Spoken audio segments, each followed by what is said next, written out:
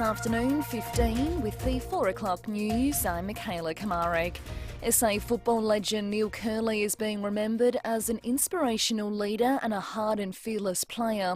The 88-year-old died in a car crash at Walker Flat yesterday.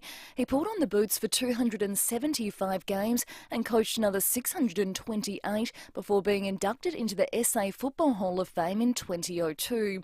Premier Peter Malinauskas says he'll reach out to Kerley's family at an appropriate time to discuss holding a state funeral. I think it's fair to say I'm very keen to make sure that the state government facilitates appropriate recognition of Neil Kerley because he is a South Australian legend. He captured the heart of the state and I do think it's appropriate on this occasion that we recognise him in a proper way, and that's something that I want to work through with the family before we make any public announcement.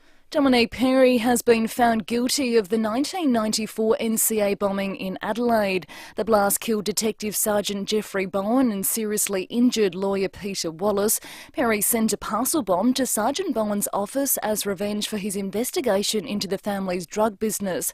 Detective Superintendent Des Bray says it's a historic day. It's a time for everybody to reflect and think of the Bowen and Wallace families and all the other people in the law enforcement community who were impacted. So today, Dominic goes off to commence his prison term, and South Australia is a much safer place because of that.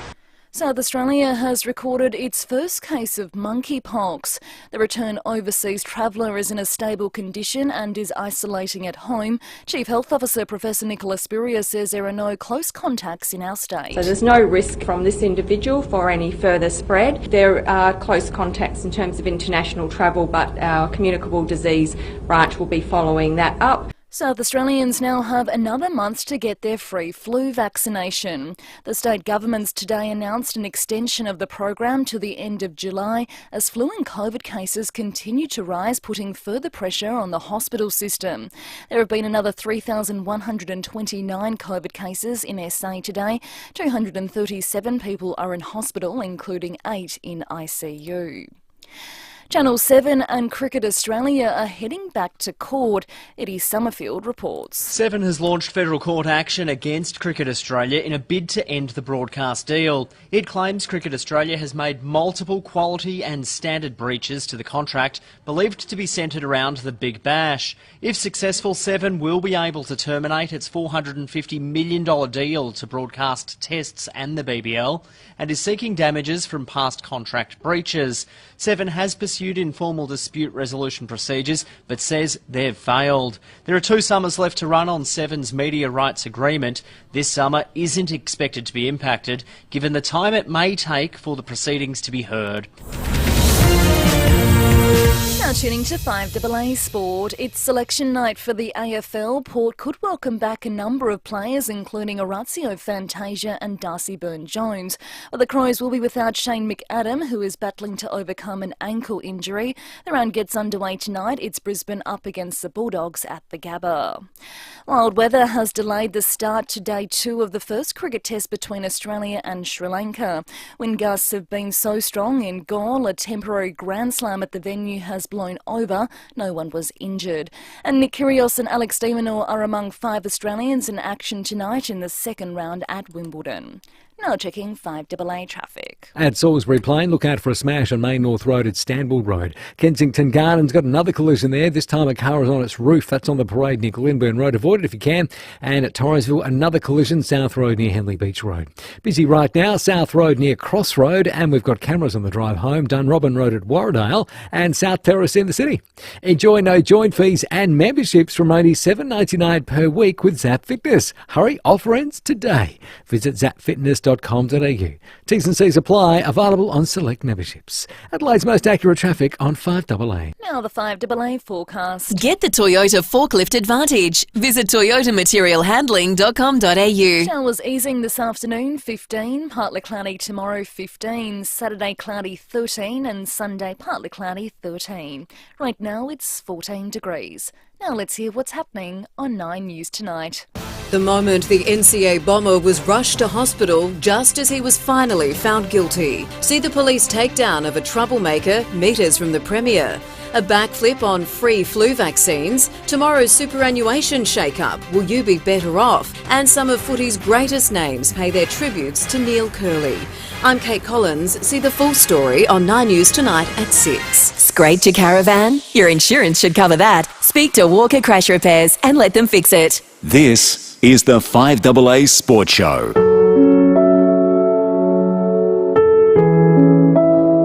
He is the braveheart of South Australian football. Passionate, brave, inspirational, invincible.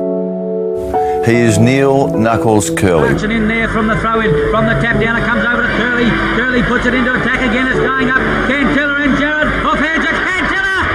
Yes! One thing about this game, Neil, that the Norwood club, I feel, are taking this game right up to Carlton, and also they're willing to get the pack. You keep saying they're taking it up to it. Of course they're going to take it. What do you think, Robert Sheilas or something? I don't think they're going to start well. They're not sitting back like the other games we've seen here, Neil, so far. Cleared for the long kick out. Kerley, well above the pack, has grasped the... And now you've taken West Adelaide to a premiership, you must be particularly happy. Yes, I'm very happy tonight, thanks to you. It's the happiest moment of my sporting life. It's the one today. We use the word legend very loosely. There's no doubt about that. But today's guest is a true legend of our sport, Aussie being Aussie rules. And he's been all things in Aussie rules. He's been a player, he's been a coach, successful at both. He's been an administrator even. As a coach, he's been more than that. He's been a father figure, he's been a mentor, he's been a big brother, and as we got older, he's become our mate. There's only one Neil Kerley. Kerley and Cantillas driving every last bit. Backman almost runs into the umpire. Handballs to Kerley. Kerley's kick goes right down the centre of the ground. There goes Kerley. What another champion we have there. Well, with no secret. It's just talking to the players in the right manner, putting discipline there, and also fitness. And then, of course, you can start. Once those two things are achieved, you can then work on skill and a bit of. We didn't have much of a game plan those days. It was mostly get the footy and kick it. And that is the end of the match with South Adelaide scoring a magnificent win. And there is Kerley, who's done a magnificent job to bring South Adelaide from bottom to top in one season. He's done this before. He did this at Whyalla and did the same for West Adelaide in his first year of coaching for the Red and Blacks. And now he's done it again with South Adelaide. So you beat the Vicks at the MCG. I suspect, Curls, that is the ultimate achievement in your Can't career. get better than that. This was an ultimate team effort. Geez, you're excited, aren't you? That was a special moment in footy for me. God gives you a body, a brain and a heart. And then it's up to you, that individual, to make those things work, to do the right things in life, to live a good life, but to get the best out of life that you're capable of doing. And I'm pretty pleased when I look back on my life with the things that I've achieved in some little ways, and I don't know if I could have done any more or achieved any more. I'm pretty happy to sit down, have a nice glass of red and think it's been a damn good life. Somber start to your Thursday sports show here on 5AA as we remember a true SA icon, Neil Knuckles Kerley. My name's Sam Tugwell, with me Mark Bickley and Tim Ginniver, all the way till 6 o'clock, and we'll be remembering what was a great man in South Australia. Boys, welcome. Yeah, good afternoon, Sam. And as you said, it's tinged with sadness, isn't it? I guess just listening to Neil that last little bit, he was quite content, and I guess he did lead quite a remarkable life. It was understated, the words he had, but it's still, even the fact that he was 88, there's still an element of disbelief when the news comes through that, he just had this aura of invincibility about him. Tim, as I say, welcome to you. And you thought like it wouldn't end for him because he was just an amazing guy. You did right. Thanks, Sam. Welcome to the show.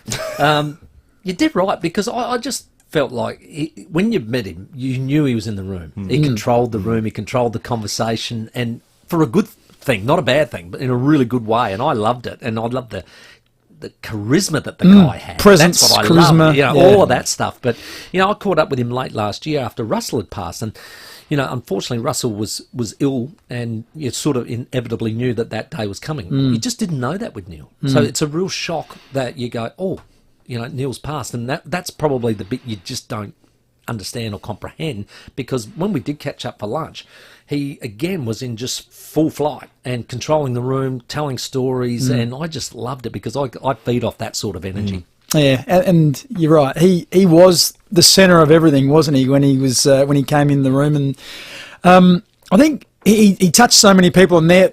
Some of those stories we're going to try and extract today from some of the guests we've gone on, and we've got some great guests, from Stephen Cunningham to Peter Carey to Jack Cale to Rick Davies, Bill Sanders, Max Bashy. We'll talk to all of them. Huge names. And yeah, exactly right. And Neil, had an association with them, and he was just one of those guys. He was the biggest name of all of them, probably when you think about it. His nickname was the King, and that's probably quite rightly where he sits. Well, I'm interested to hear some of their stories and their insights, because everybody will have a different viewpoint and a different experience. And I know for a fact that, when I talked to John Carl about coaching, he said, I took a little bit of this, a little bit of that, and it was from Kerley. He took a bit from him, and he said it was the way he commanded the players was what he loved, and that's what he wanted to take with him when he became a coach, was that it was like nobody took their eyes off of Curls, and that's what he commanded. And he said that's something that I thought, well, if I coach one day, that's what I want as well. I want that look in the eye straight at me, and definitely Jack had that. Yeah, he had this aura about him. I remember when I was a young, I think I was probably 20 or 21, starting at the Adelaide Football Club. He was the footy manager, and he was just a larger-than-life character. He was around the place, he's full-time and getting everything organised and organising everyone. So pre-season camps, he'd be organising all that, and the commando-style stuff, he'd be amongst it and just loving it. He had, when you look through his, his career and his life, he had this association with the regions, didn't he? We talk about coaching in Whyalla. I think his first job, he started as a jackaroo. He was jumped on a motorbike. Born in Barmer, of course, in the Riverland, and he's been all round our state. And he just had this connection to the land, and that's, I'm sure how he ended up at Walker Flat. He loved his time down there. Yeah.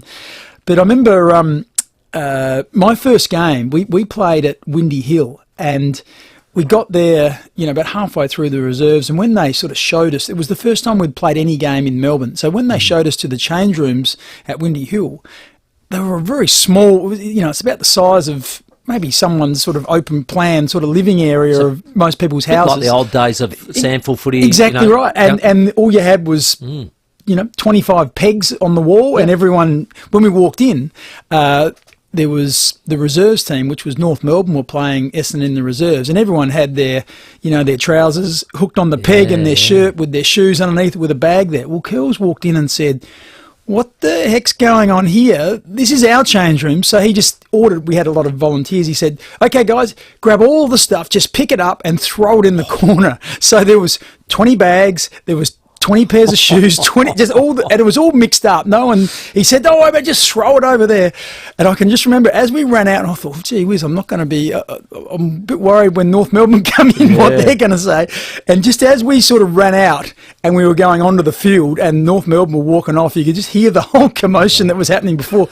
But that was Neil, no, this is our rooms. Yeah. We're the main show here. We command this respect, and we're not sharing it with anyone. And particularly Victorians, you had this sort of real bias around South Australia and making sure we were better than Victoria. So that's that sort of directness. It's that sort of uncompromising nature that he had. He was part of that state rivalry that just ended up going into state of origin, which was probably the best time for South Australia, because we were able to play our best players from around the country to compete, and of course we became very competitive in those, and he loved that and drove that. But it was because of his days of playing state footy and having those rivalries with Victoria, and of course part of the famous 1963 team that beat the Vics on the MCG. That's right. He played 32 state games, captained the state team. I think it was 6 times he captained the 1963 team.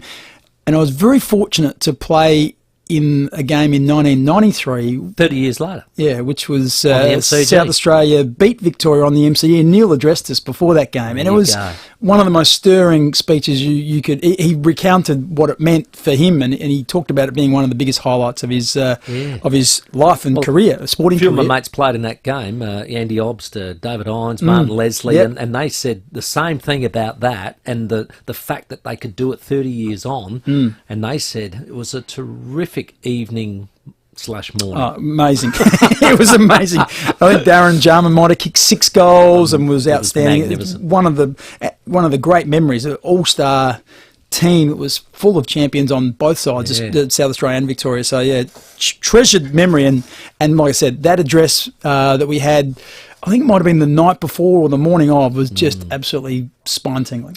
And that was his ability to command the people. I loved in his conversation with Cornsey how he said, look, that wasn't much of a game plan, let's get the ball right. So you really had to motivate each individual. And I've sat with Neil, like I said, at lunches and things and picked his brain about what he did. And he, even back then, he said you had to pick the character. You had to pick the character. And he said if you wanted to give a burst at half-time, you'd pick which one you want to go at because you knew that they would respond and you just had to be careful of some others. So even back then he knew that it was about managing people and that was what he was good at. What about how tough he was too? He's legendary for his toughness. Of course, he played in the ruck. He would be 6 foot tops, I reckon. Oh, yeah. He wasn't a big fella, but could do that.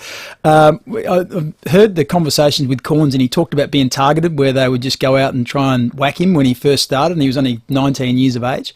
And there's this other story I've heard. Now, once again, I think we take all these stories with a grain of salt, but he did cop a nasty whack one day. I think it might have been against Norwood, if my memory serves me correctly, and he effectively broke his jaw on both sides. Wow. This was just before half-time. So at half-time he went in and he knew something was wrong, and he asked one of the trainers to get a couple of packs of chewies and chew all the chewies up, and then he put the chewies in his mouth and squashed them together to hold his jaw in place so he could play the second half. Now, that is just mind-boggling. Now, even if it was half true, it would still be a great story. But they're the type of things that they talk about with Neil. And one packet instead of two. I don't doubt that for a second, because he was hard as nails. Of course, the nickname Knuckles. If you ever shook hands with either Neil or Teddy Whitten, they would nearly break every knuckle you had, and then you look at his hands and his fingers were just pointing in all different directions. But just a legendary character in so many ways. Not wrong. Love that. No, there are so many opportunities for you during this show to have your say and pay tribute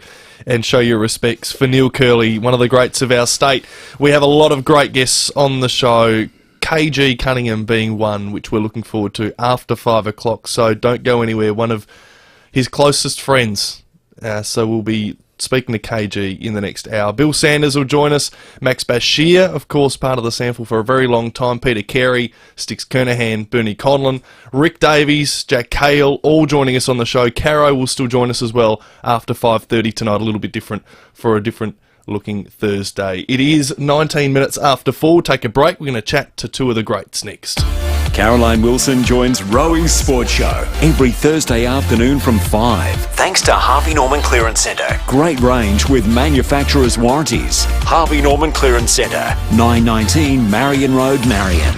Attention dilly-dalliers. If you thought you'd run out of time to score a great end of financial year deal on a new Volkswagen, listen to this. Mawson Lakes Volkswagen is about to receive truckloads of new Volkswagens, and they're available at amazing end of financial year prices. And remember Mawson Lakes Volkswagen for servicing too, with next day servicing and free loan cars.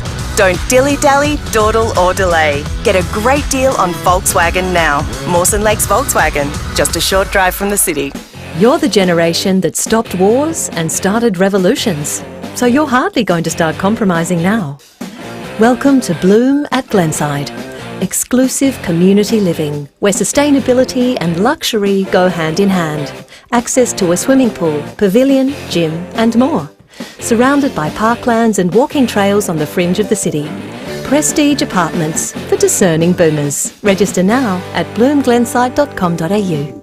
This weekend is a super weekend at your local Cheapers Chips. That means it's a super opportunity to live cheaper with their cheap prices. If you were thinking the kids could do with some winter clothes, take a look at the range of Converse gear. You'll find t-shirts, jog pants and more for 30% off.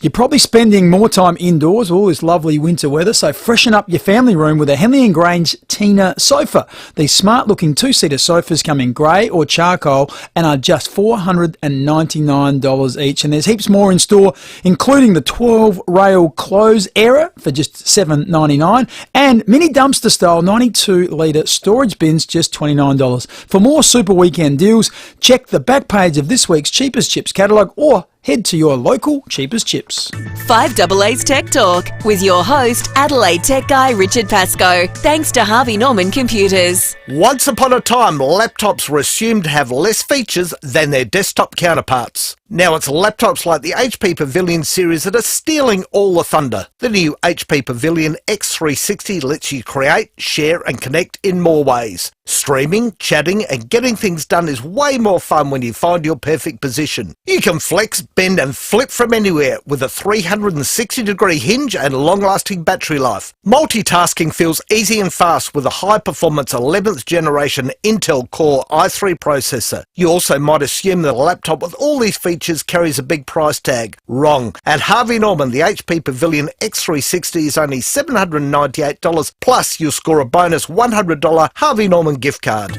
Check out this great offer at 5AA.com.au. Thanks to Harvey Norman Computers. Hey, it's Callum here. It's not by chance that Edwardstown Mazda is located bang on South Road. They wanted to make it easy to get your car serviced. Any make or model. Make a pit stop at Edwardstown Mazda. It's gotta be edwardstownmazda.com.au.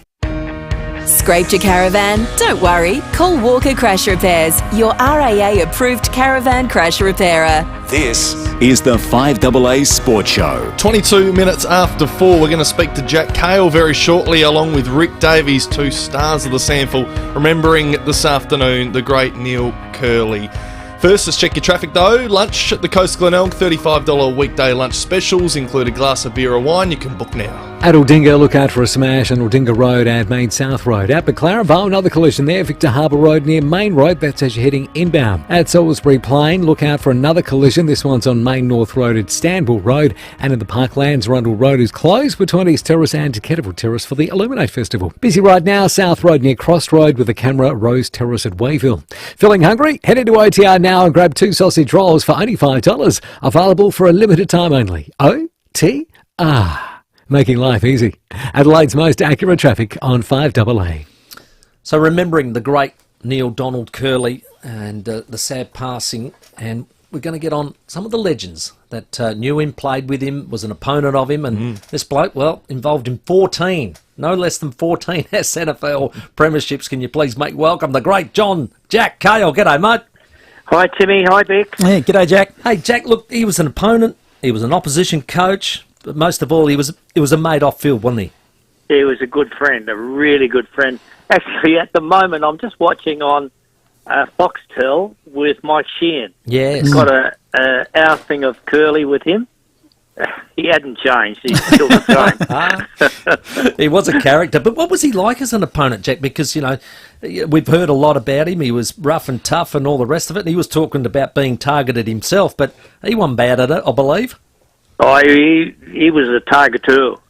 He targeted you, mate. You didn't target him too often. he had eyes in the back of his head. It was hard. It was tough. But, you know, I found him really inspirational, playing with him and under him in state football, and particularly the 63 game against Victoria. That was a really hard, tough game. And you had Shearman and Curls, and, you know, they really set the example. And it was a wonderful team effort, that, because they picked their best team, and we picked our best team. And we'd been under Foss for about 3 or 4 years. He'd built us up, and mentally and physically, we were ready for it. Jack, I was going to say, you're a little bit younger than Curl, so I think he's 5 or 6 years older. The fact that you're a young bloke coming in, you're pretty impressionable. You know, you just sort of explained it then. He made you walk a little bit taller and feel pretty good about yourself.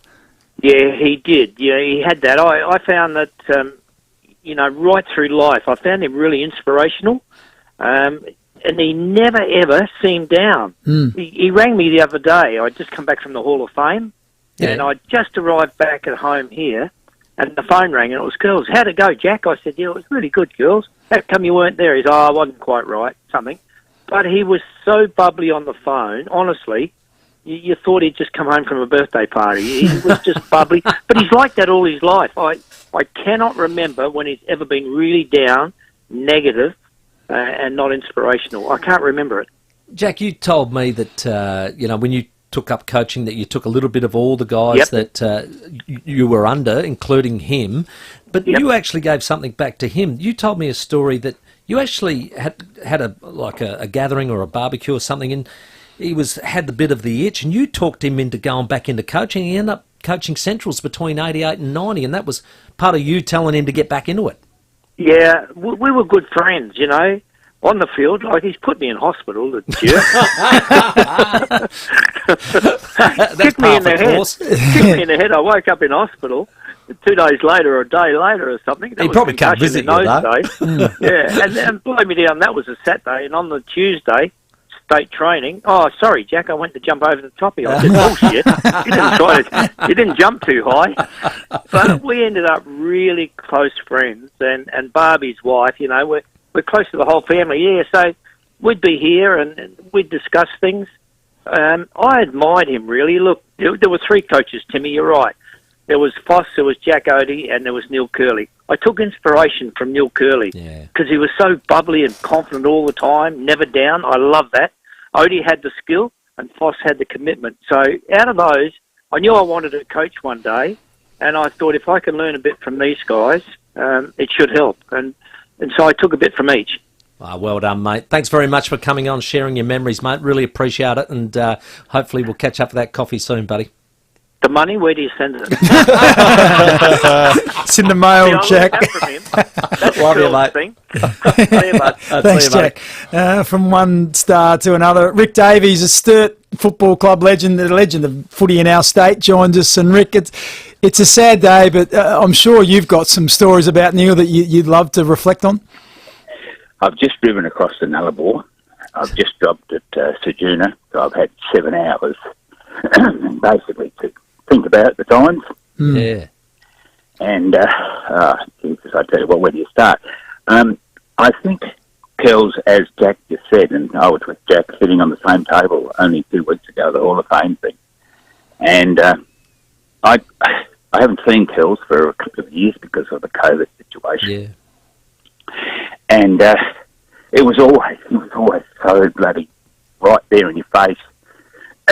And he'd always say to everybody, probably, it wasn't only me, hello, fellow worker, how you going? Yeah. And that was his typical start. Now, where do I start? Do I start when I coached South Adelaide and Bob Moran had a chat up at Walker's Flat, and if those that have been lucky enough to go up and see Curls, stay with Curls, be around Curls, he came over to me and he saw me and he said, right, okay, no worries, we're going duck shooting in the morning. I said, what? I just got here. No, we got duck shooting tomorrow morning. We got the old Fogies run across the river down around the side. That's on Sunday. Will you be cutting wood? And I said, hold bus, I'm up here with the family. No, he said, we've got things to do. Then he would dive into the water. And I said, what the hell are you doing? And then a couple of years later, I rang him and I said, you've dived in and there's no water. And you've actually broken your bloody neck. Yeah. You've actually ruined your eardrum. Yeah. No, she'll be right, I'll come good. It did take him, but that was cool. It didn't. I even went down one day, we ran out of wood. I went down, I said, I know Kells has got some. So I went down there on this bloody stump. So I pulled it, and there was the mark right across. When I pulled it up and lit it up, well, he came over. He kept me prisoner for about a year on exactly that. But that was on the other side. That was on the other side. And I was only trying to think today, I was captain of the state, and we won in Western Australia, and Kells was the coach. And I went to centre half forward, and I'll make it quick. But I went to centre half forward, and there was Kenny Hunter, and I went up for the ball at centre half forward. This Kenny Hunter, well, we all know what Kenny Hunter can do. Great player. He actually flew over me and never touched me. Took the ball, and cut a long story short, the first 4 or 5 balls that he had, and I could see the little runner coming out. And I don't know whether it was David Edwards or not. I haven't had a long to think about it. Anyway, at quarter time, Curls, you should have seen the veins coming out of his throat. He was storming over to me and he said, "I don't know what I was thinking, picking a third Poulter as captain. You've got to be joking." But that was back in the good old days. You know what I mean? Well, and that was what he was like. He was so aggressive. And, you know, he basically said to me, "Well, what are you going to do about it? Knock him out. Do something. Do something." And, of course, that was Curls, you know what I mean? I just loved every second of being with him. And that year we won. And, of course, we never came home for a week. and I was thinking to myself, I think we've got to go home, Neil, because at the end of the day, you know, we said we've got things to do here. We're never going to win too many times in the West. And he was just unbelievable. Walked into whatever the big place was that we went to for the celebrations. He was known by everyone, and it was interesting listening to Jack about people, you know, that are the top of their tree in South Australia. And look, Barry and Russ were the players, Malcolm Blight, and then you've got Jack Odie, and you've got Curls, and you sort of really think they are still icons. And there's nobody sort of recent. Rue, I suppose, is the number one man around at the moment, but everybody, everywhere I go, and I just pulled into Ceduna, and they've all said, "Oh, you'd be sorry and sad." Well, just to have the time with him, to think about the times we had together, and let's face it, everyone else, Sufa, Carey and Cornsey, and, you know, all the blokes, Freddie Phillips, when he played at the Bay, you know, they would have unbelievable and Curls would still fight you at 88. Yeah, that's spot on. He probably landed one or two. Hey, but everyone's called him Knuckles. Well, when you went to shake his hand, you can see why. He just about done knock you down and squeeze your hand. He was just, everything he did was, he was above you. If you wanted to fight him, he would have fought you, no question. He would have done anything. He was such a wonderful person. No doubt. Rick, thanks so much for taking some time out and just sharing your thoughts. Clearly, he made a huge impact on you, as he did with so many, and we appreciate your time. Mate, I'm sorry I just said what I had to say, but that was what he called me. And I tell you what, I thought about it after a while, and I sort of really did put my head down. No, and I didn't swear as well. That's even better. Well done, Rick. We love you. See you soon, buddy. We love you. Talk about characters of the game. Not many bigger than Rick Davies, and of course, sharing his thoughts on the passing of Neil Kerley. We love it. There's so much more to come as well as we reminisce an amazing life. At 88, passing away, Neil Kerley. The 4:30 headlines coming up. We're going to speak to Stephen Cunningham, Peter Carey and Bernie Conlon after the break. This is Adelaide's 5AA. Good afternoon, I'm Michaela Kamarek. The tributes are continuing with football stars past and present remembering Neil Kerley after he died in a car crash yesterday. Longtime suspect Dominic Perry has been found guilty of the deadly 1994 NCA bombing in Adelaide. South Australia has recorded its first case of monkeypox in a return overseas traveller, and while weather has delayed the start to day 2 of the first cricket test between Australia and Sri Lanka. Now checking 5AA traffic. Few smashes to look out for on the drive home. One at Aldinga Road at Main South Road. Another one at Maclaren Vale. This one's on Victor Harbour Road near Main Road heading inbound. And another collision at Salisbury Plain, Main North Road at Stanwell Road. Brooklyn Park, you'll find Stovey Pole Works on Henley Beach Road near Holtbrooks Road with a camera Bradley Grove at Mitchell Park.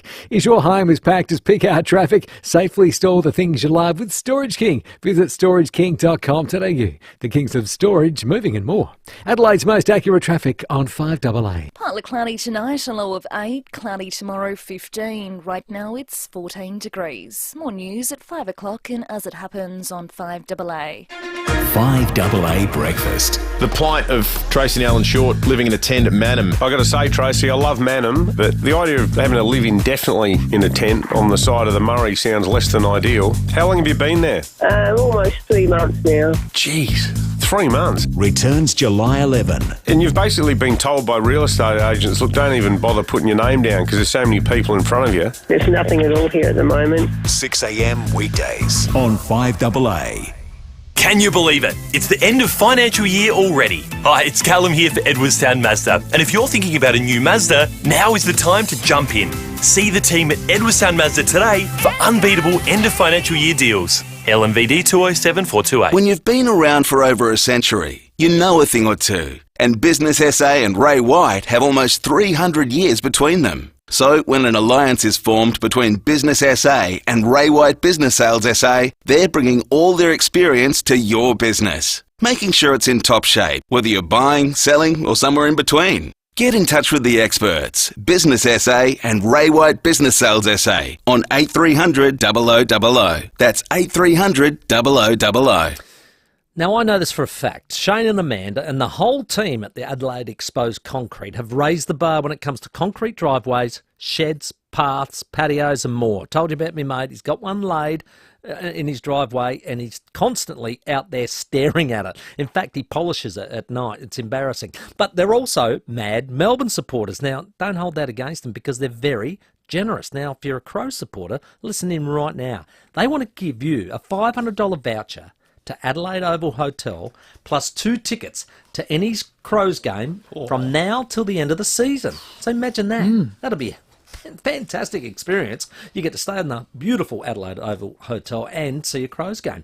Now, this Friday, I'll be asking listeners to call in or text during the show, and you got to guess the closest winning margin for the game between Melbourne and Adelaide this Saturday. So it could be, Crows by 26 points. But you can't repeat it, so you're going to have an individual winner. Now, all you have to do is get in, call, text on that Friday, and you've got the chance to win the $500 voucher at Adelaide Oval Hotel, 2 tickets to any Crows game from now to the end of the season, and it's all thanks to the awesome folks at Adelaide Exposed Concrete, because they're best on ground all year round. Okay, you've found your ideal block of land. Perfect location, perfect lifestyle. Now, it's time to stroll through the Urban at the Selector Homes Display Village. Intelligently designed for a narrow block, the Urban is packed with space to suit a young family or your upcoming retirement. Contemporary facades, stone facing, stunning courtyard. You'll make the neighbours jealous. Visit the Urban at the Selector Homes Display Village, Port Wakefield Road, Burton. Progress has been made to connect Australia's healthcare system. Now everyone can choose to get an electronic prescription, have a consultation with a doctor from home, and use My Health Record to view your COVID-19 dashboard, including boosters and test results. And there's more to come, connecting Australia to a healthier future and you to better healthcare. Find out more at digitalhealth.gov.au. Authorised by the Australian Government, Canberra. Spoken by Dr. Andrew Rochford. Scraped your caravan? Your insurance should cover that. Speak to Walker Crash Repairs and let them fix it. This is the 5AA Sports Show. 22 minutes to 5. Caroline Wilson at 5:30 tonight on your Thursday evening. KG Cunningham will be replacing at 5 o'clock. We'll be paying his tribute to one of his great mates, Neil Kerley, who passed away last night, aged 88. We're speaking to a lot of the great people in South Australian football. Peter Carey to join us shortly, Stephen Cunningham. But guys, another close person in Neil's life joins us on the line. Yeah, Bernie Conlon was a member of the West Adelaide 1983 Premiership team, and of course that was one that Neil coached, and it was a famous victory, and Bernie's been good enough to join us. Bernie, welcome to the show. Thanks, guys. Good to be on. It is a sad day, and I guess today we're reflecting on Neil, the person, and the impact he had on so many. And I guess you're representing that team from 1983 that had that ultimate success. Tell us about that year. Tell us about Neil and the presence that he brought to the club. Well, I'm pretty sure that there's other players which were involved in the team would be better representing us, but we've been hit really hard by this. Like the likes of Peter Murrett, Prez, Bruce, Linda, we're shattered. This is a very, very sad day for the club. I know 88 years old, but, Charles wasn't 88 in his body or his mind. He was as sharp as a tack. Hey, Bernie, he took over in 81 and West Adelaide had come off a pretty lean period. They shaped together a pretty good team that is made up of a lot of talented players in the end. And how did he just mould you guys into one and to be such a potent force on the field because, gee, you guys could kick a big score.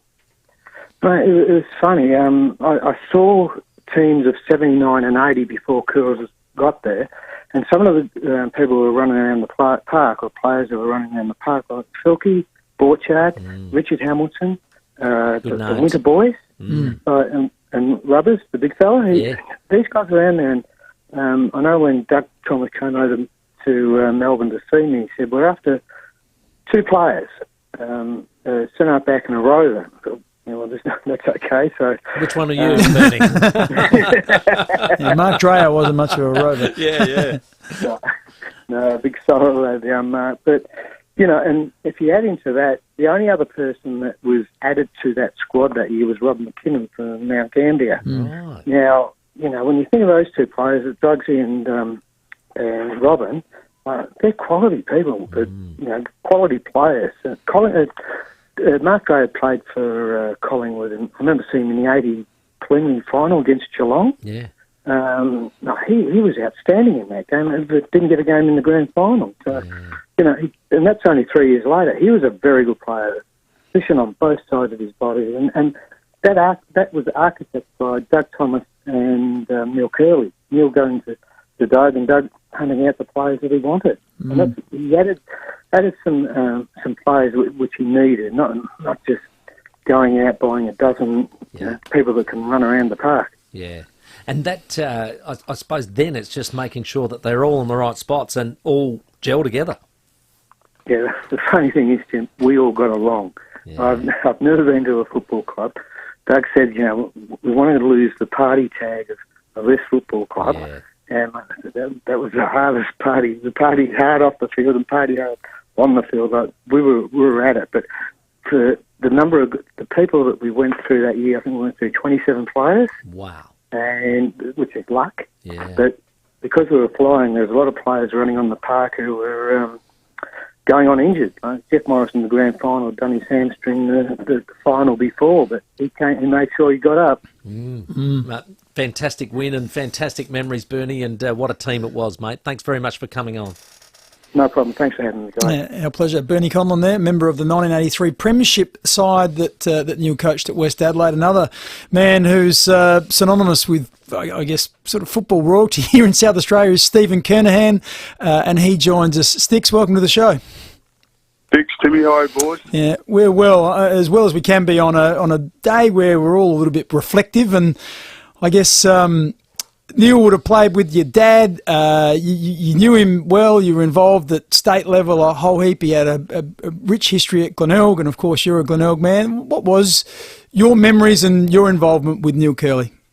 Yeah, well, look, it's a sad day in South Australia, but it's a sad day across Australia, especially in Victoria, because Kerl's had a huge presence here in Melbourne. Every time, how many times used to catch up with Kerl's and a few of his mates, EJ Whitten and many others, for lunch and that, and have a few beers. They were drinking wine, of course, but he'll be sorely missed over here as well. And we had the Hall of Fame dinner the other night, and they went through, obviously losing Russell recently as well, the great Herb Ebert, and now to lose, a man on the equal footing with him, it's a tragedy. My brother rang me at 7 o'clock this morning from Port Augusta, and I got the news. It's sort of tough driving in.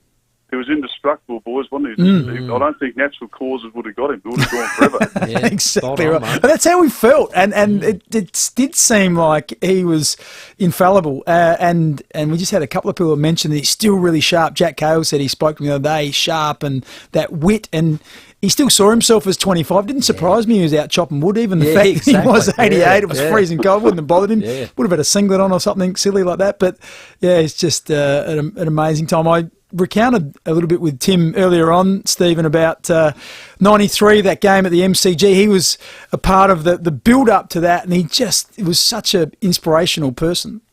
He was, and like EJ revved up the Victorians even in the 80s, picks those days. And that game in Melbourne, they were at each other all the time throughout the 80s, and that until EJ passed away, of course. And they ran state footy, didn't they? State of origin footy, a bit like New South Wales. Yeah, Queensland have got in their state of origin, so we'd love to have that again. But he was always the man in South Australia, wasn't he, that revved up those games. And have him involved in state footy bigs for us, as kids, and I'd grown up with Dad being a mate of his, and I mean, he used to give it to my old man, though. He coached Dad, and Dad said if you hadn't been on the end of a Kerley spray, you hadn't played footy. And he wasn't gentle with them, I don't think, but he got the best out of all of them. But we saw that in our time. We were young blokes, Bix and Jimmy, how good he was. And no wonder he got the best out of every club he went to and every side he played with and coached. So we can see that. Sticks, when the Adelaide Crows came in and he was part of putting the team together, and he was basically demanding of everybody what they're going to do and how much they're going to get paid. They didn't get an actual say in it. But how hard did he come at you? And I do believe there was one plan that went a bit south when he brought Chris McDermott over. Well, I think McGuinness and McDermott were both coming over more than any club should have been allowed to come over and start to have a drink. But mate of theirs, but did he go hard? They were sort of. Kells and Cornsey. I think Cornsey and Kells probably think to this day that they didn't go hard enough, but they did, and it was just purely I'm just a bit too loyal. It didn't matter what they offered me at the end; I would have stayed, but would love to come up. But Kells was a big part of that, and so was Cornsey and Bone and Freddie as well. So it's sort of it was nice of them to follow me, and again.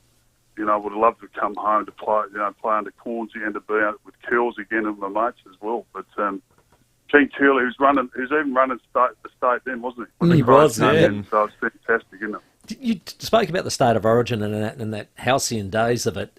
When you said about EJ Whitten and Kerls, they were brilliant at the theatrics, weren't they? It was almost vaudeville, the pair of them together, wasn't it?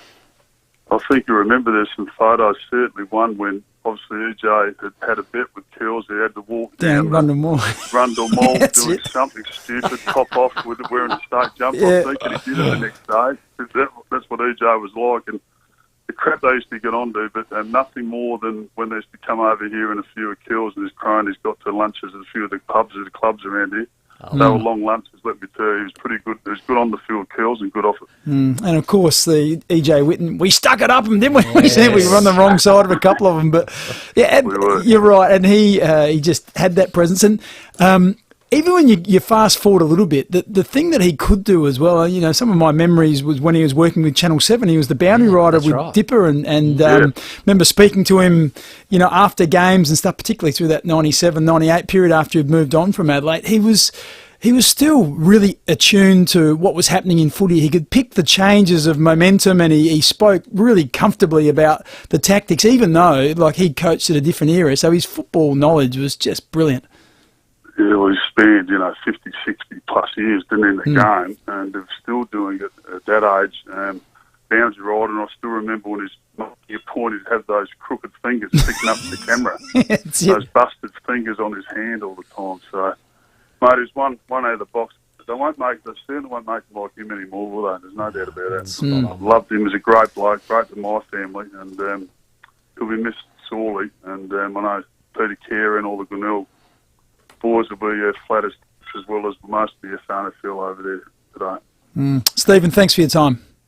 Good on you, boys. Thanks, Dix. There you go, Stephen Cunningham there, who had a long family history. I think Harry and Neil would have played together in that 63 side. They Stephen mentioned Neil coached his dad as well, and of course all the state footy. What about that? Imagine if Stephen Kernan did come back.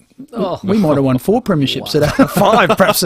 Who would have thought? Anyway, we're going to take a break. Peter Carey from the Glenelg Football Club next. He will. First to check the traffic. Lunch at the Coast Glenelg. $35 weekday lunch specials include a glass of beer or wine. You can book right now. Got a few collisions to look out for on the drive home. One at Aldinga Road at Main South Road. Another one at McLaren Vale, Victor Harbour Road near Main Road. That's as you're heading inbound. And Kensington Gardens, you'll find another smash with a car on its roof. That's on the Parade near Glenbrand Road. Avoid that if you can. And we've got cameras East Avenue, Clarence Park and South Terrace in the city. Telstra's end of financial year sale is now on. Get $15 a month credit for 6 months on selected home internet plans. Visit Telstra in-store or online to find out more. Adelaide's most accurate traffic on 5AA. He's got one of the best kicks in the AFL. And each week, Crow star Brodie Smith joins Rowi's Sport Show. Thanks to Ace It Couriers. Need something delivered for your business? Don't risk it. Ace it with Ace It Couriers.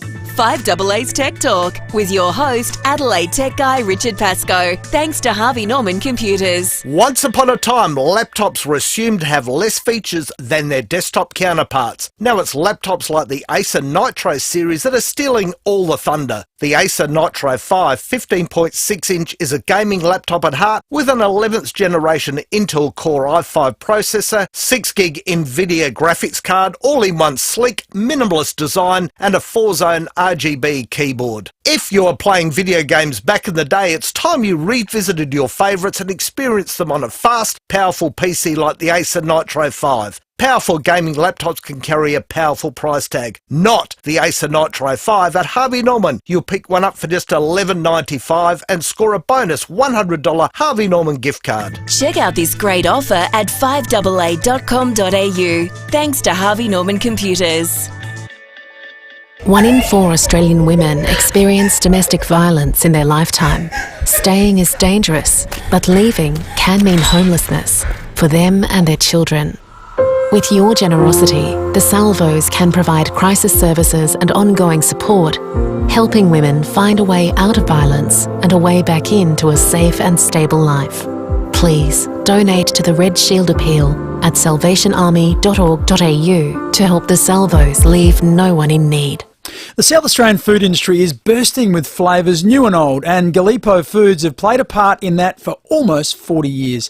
If you're behind one of our incredible food spots, whether you're an owner, a chef, you just cannot miss the SA Food Service Expo presented by Gallipo Foods on Tuesday the 12th of July from 9:30 to 4pm. It's open to any food service business in South Australia. It's a must-attend trade-only event. Sorry, regular foodies like me, well, we're out. It'll be featuring over 100 food service exhibitors at the Adelaide Entertainment Centre.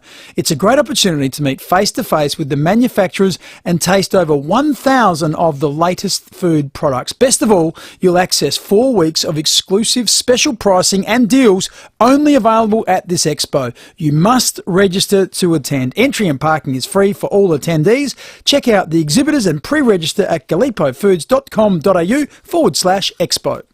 Did you know that ancient Romans considered a large, noisy funeral to be a symbol of wealth? At Simplicity Funerals, we believe a funeral needn't cost the earth to mean the world. It pays to keep things simple. simplicityfunerals.com.au. I love my car. I love washing it, waxing it, looking at it, but mostly I just love working on it. And that's why I love eBay. With a wide range of car parts and accessories all at great prices, eBay is where I go to find the car part I need when I need it. Oh yeah, and I love starting it up. And driving it. Whatever the car, whatever the part, find it, buy it, fix it on eBay. All at great prices. Scraped your caravan? Don't worry. Call Walker Crash Repairs, your RAA-approved caravan crash repairer. This is the 5AA Sports Show. 7 minutes to 5 kg to join us on the other side of 5 o'clock. And make sure you head to the 5AA Facebook page to vote for the Adelaide Footy League Goal of the Week for round 11. Goal kicker with the most reactions score themselves a $50 voucher at our mates at Sip and Save. If you're catching up with mates, start at Sip and Save. Well, one of the legends of South Australian football and a guy that would have been heavily influenced by the great Neil Kerley. Will you please, mate, welcome Peter Super Carey. G'day, mate. Timmy, how are you, mate? Oh, look, very sombre day, the passing of Neil, as we've heard from a couple of his mates and people that knew him very well, but it's hard to believe that he's gone. But in your time with him, and it would have been in your playing career, when he came, what sort of an impact did he have on you? Well, I was a 17-year-old in 1971. I played, I think, 4 games of reserves, I think, and training at the Bay Oval one Thursday night, reserves down one end, league down the other end. I was training, Harry Cunningham was coach of the reserves and Kills was coaching the league down the other end. And halfway through training, I remember this voice bellowing over the ground, and I thought this guy called my name, and it was Kills standing in the middle of the ground, and I took it 3 steps towards Kills, and he said, "When I call your name, you run." That was my introduction to Kills at 17, and I got to train for 20 minutes with the league side. Hadn't met one of them. It would never happen in these days, and got a phone call at 9 o'clock. that night to say I was playing in the league side at Elizabeth. So that was my introduction to curls. Did you ever play twos again? No. Supposed to, were you?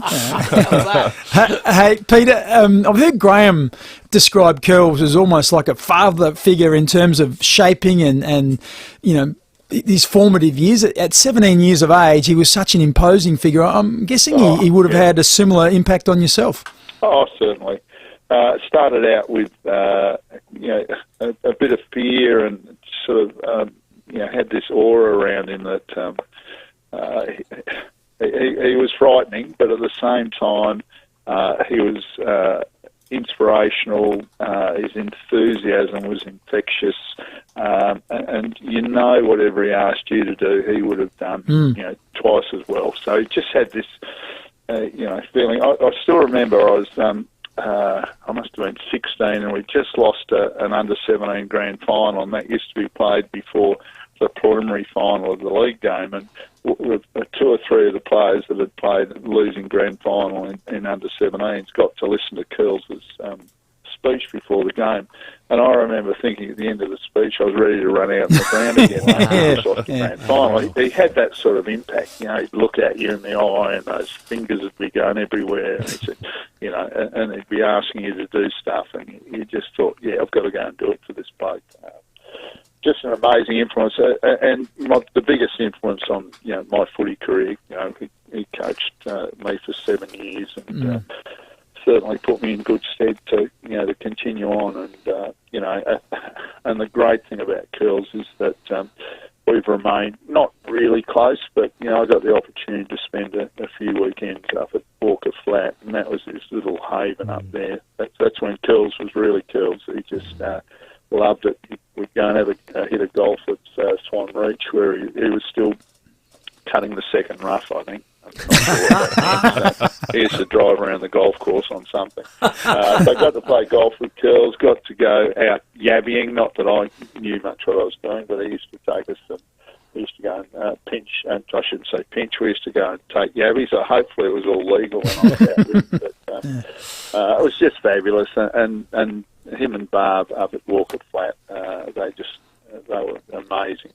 Just great company, and we, as I said, we spent some wonderful weekends just talking about footy. And Curls is such a fantastic storyteller. He's got story after story, and no, great man. And you know, I had a call sort of about 7 o'clock last night, and to say there was a rumour that Curls had been involved in an accident within half an hour. It was confirmed. But, you know, I must admit, I just was stunned. You know, Curls is larger than life. You know, for me, he's you know, a legend of the game. You know, Mr. Footy for South Australia. He's done so much, not just for Glenelg Footy Club, but you know, 4 other clubs. He's done an amazing job. You know, helped start the Crows, and obviously Vic should have been involved in those days when Curls was involved. He was like the biggest representative of South Australian footy, and what he did for interstate footy. And I still, one of my biggest regrets about AFL footy is that we don't have state of origin anymore. You know, those games in the 80s were just enormous. It's such a pity. It's the one thing that I'm up in Queensland at the moment. It's one thing that rugby league's got over AFL is state of origin. Yep, no doubt about that, Peter. Thanks for sharing some of your time with us. Of course, you played underneath him. You talked about how he shaped you as a person. You're now the Glenelg Football Club president. He's been such a key figure in that club. So, yeah, from everyone, condolences to you and also the footy club, as along with all the clubs. How many clubs, Timmy? Probably five? Five clubs who you know, just shows the enormous reach he's had. Thanks, Peter Carey. Thanks, super. Yeah, pleasure, boys. Wonderful to have him on, and so many others still to join us throughout the next hour, including the best friend of Neil Kerley, KG Cunningham, after 5.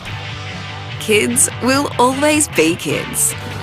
So let's protect them against serious illness from COVID-19 with a vaccination.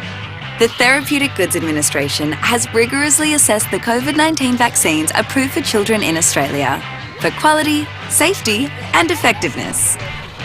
Because kids will be kids. Book your child in today. Talk to your healthcare professional or visit australia.gov.au. Authorised by the Australian Government, Canberra. Attention dilly-dalliers. If you thought you'd run out of time to score a great end of financial year deal on a new Volkswagen, listen to this. Mawson Lakes Volkswagen is about to receive truckloads of new Volkswagens, and they're available at amazing end of financial year prices. And remember Mawson Lakes Volkswagen for servicing too, with next day servicing and free loan cars.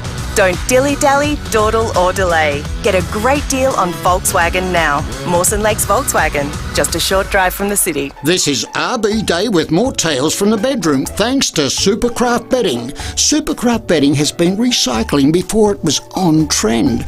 Did you know that we'll pick up your old mattress when we deliver your new one and have the old one recycled? The other day, Tim picked up a 45-year-old mattress that was made by us. Sure, it had seen better days, but what an innings. This is RB Day for Supercraft Bedding, building better beds at 42 Richmond Road, Keswick. Hi, Rodney Jane here. Make this end of financial year a safe one at Bob Jane T-Marts. Buy 3 tyres, get 1 free and get up to $100 instant cash back on these top brands such as Bridgestone, Goodyear, Yokohama, Michelin, Dunlop and the Bob Jane All-Rounder. Buy any 4 Monster wheels and off-road tyres and enter to win a fantastic OzTrack camper trailer. At Bob Jane T-Marts, we'll look after you. T's and C's apply. SA permit number T22367.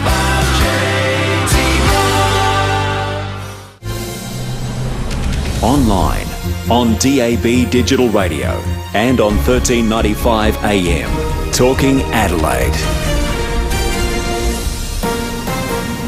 This is Adelaide's 5AA.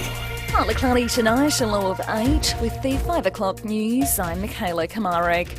The tributes are continuing with football stars past and present remembering Neil Kerley. The 88-year-old died in a car crash at Walker Flat yesterday, not far from his home. He played 275 games, coached another 628 and helped set up the Adelaide Crows. Inaugural captain Chris McDermott says he owes him a lot. He introduced you to stuff and taught you stuff that you sort of dreamed of, and it was great, I guess, the history that he opened all of us that were lucky enough to be around him in the early days of the Crows too. He was a much-loved figure, that's for sure. Long-time suspect Dominique Perry has been found guilty of the deadly 1994 NCA bombing in Adelaide. The parcel bombing killed Detective Sergeant Jeffrey Bowen and seriously injured lawyer Peter Wallace. Perry was quickly identified as the prime suspect and arrested, but the charges were dropped. Detective Superintendent Des Bray says he was charged again in 2018, leading to this historic conviction. I'm happy that today we have a verdict. It doesn't do anything to diminish the loss or the pain and suffering that the families have, or take away from everything that Jeff missed in his life, or the impact it had on Peter for his life. Perry was taken to hospital in an ambulance after suffering a medical episode after the verdict. His lawyer says he'll appeal. South Australia has recorded its first case of monkeypox in a return traveller from overseas. The man is in isolation in a stable condition. There are no close contacts in SA. Chief Health Officer Professor Nicola Spurrier says symptoms of the infection include a rash. Because it's a pox virus, it causes little lesions with fluid in them, and fluid is very infectious, so that's one of the ways the disease can be transmitted. And some people also realise that they've got enlarged lymph nodes, so some of those glands in the body up around the neck and in the groin and under the arms. A fever is also typical. Free flu vaccines will be on offer for South Australians for another month. The state government has backflipped on its decision to end the program. It comes as flu and COVID cases continue to rise, putting further pressure on the hospital system. People can roll up their sleeves for a free dose at GPs and pharmacies until July 31. Now turning to 5AA Sport. The Crows and Port will release their squads for round 16 this afternoon. The round gets underway tonight. It's Brisbane up against the Bulldogs at the Gabba. Day 2 of the first test between Australia and Sri Lanka in goal is yet to get underway as wet and wild conditions hit the venue. And Alex de Minaur takes on local hope Jack Draper in the second round at Wimbledon tonight. Now checking 5AA traffic. Complete windscreens, same-day service and best price guaranteed. Proudly South Australian since 1976. Complete windscreens. At Aldinga, look out for a smash on Main South Road near Aldinga Road. McLaren Vale, residual delays from an earlier smash. Victor Harbour Road near Main Road. Ferryden Park, a police incident there. It's causing a few delays on the north-south motorway near Regency Road heading outbound. And we're busy at the moment South Road at Anzac Highway. Cameras, War Memorial Drive, North Adelaide and Rose Terrace at Wayfield. Oz Design Furniture's end of financial year sale is on now. Save up to 50% off selected sofas, dining, living, homewares and more. Ends Monday at Oz Design Furniture. T's and C's apply. Adelaide's most accurate traffic on 5AA. Now the 5AA forecast. Get the Toyota Forklift Advantage. Visit toyotamaterialhandling.com.au. Partly cloudy tonight, a low of 8. Partly cloudy tomorrow, 15. Saturday cloudy, 14. And Sunday partly cloudy, 14. Right now it's 13 degrees. Now let's hear what's happening on 9 News Tonight. The moment the NCA bomber was rushed to hospital just as he was finally found guilty. See the police takedown of a troublemaker metres from the Premier. A backflip on free flu vaccines. Tomorrow's superannuation shake-up. Will you be better off? And some of footy's greatest names pay their tributes to Neil Kerley. I'm Kate Collins. See the full story on 9 News Tonight at 6. Where are you listening to this radio ad? Are you sitting in the car? Let me ask you a question. If you hit a Stobie pole, do you stay in or get out? The answer is to stay in your car and call 000 along with SA Power Networks. You won't know if the pole or power lines are still live. You'll be shocked by what you don't know. For more information on electrical safety, look up SA Power Networks. Empowering South Australia. Crust Pizza is pizza perfection. Every Australian has their favourite. Like Jake, who plays Thursday night footy with the boys and loves a pepperoni pizza after the siren. Or Monica, who's conquering esports online while biting into a Crust Supreme. Or Dylan, dedicated surfer and champion of the environment. He's living on the veg with Crust's new plant-based protein range. Crust Pizza. It's pizza crafted for pizza lovers. Order online at crustpizza.com.au. Here's 30 seconds by the sea, thanks to Coast Glenelg. Beachfront dining with modern Med cuisine.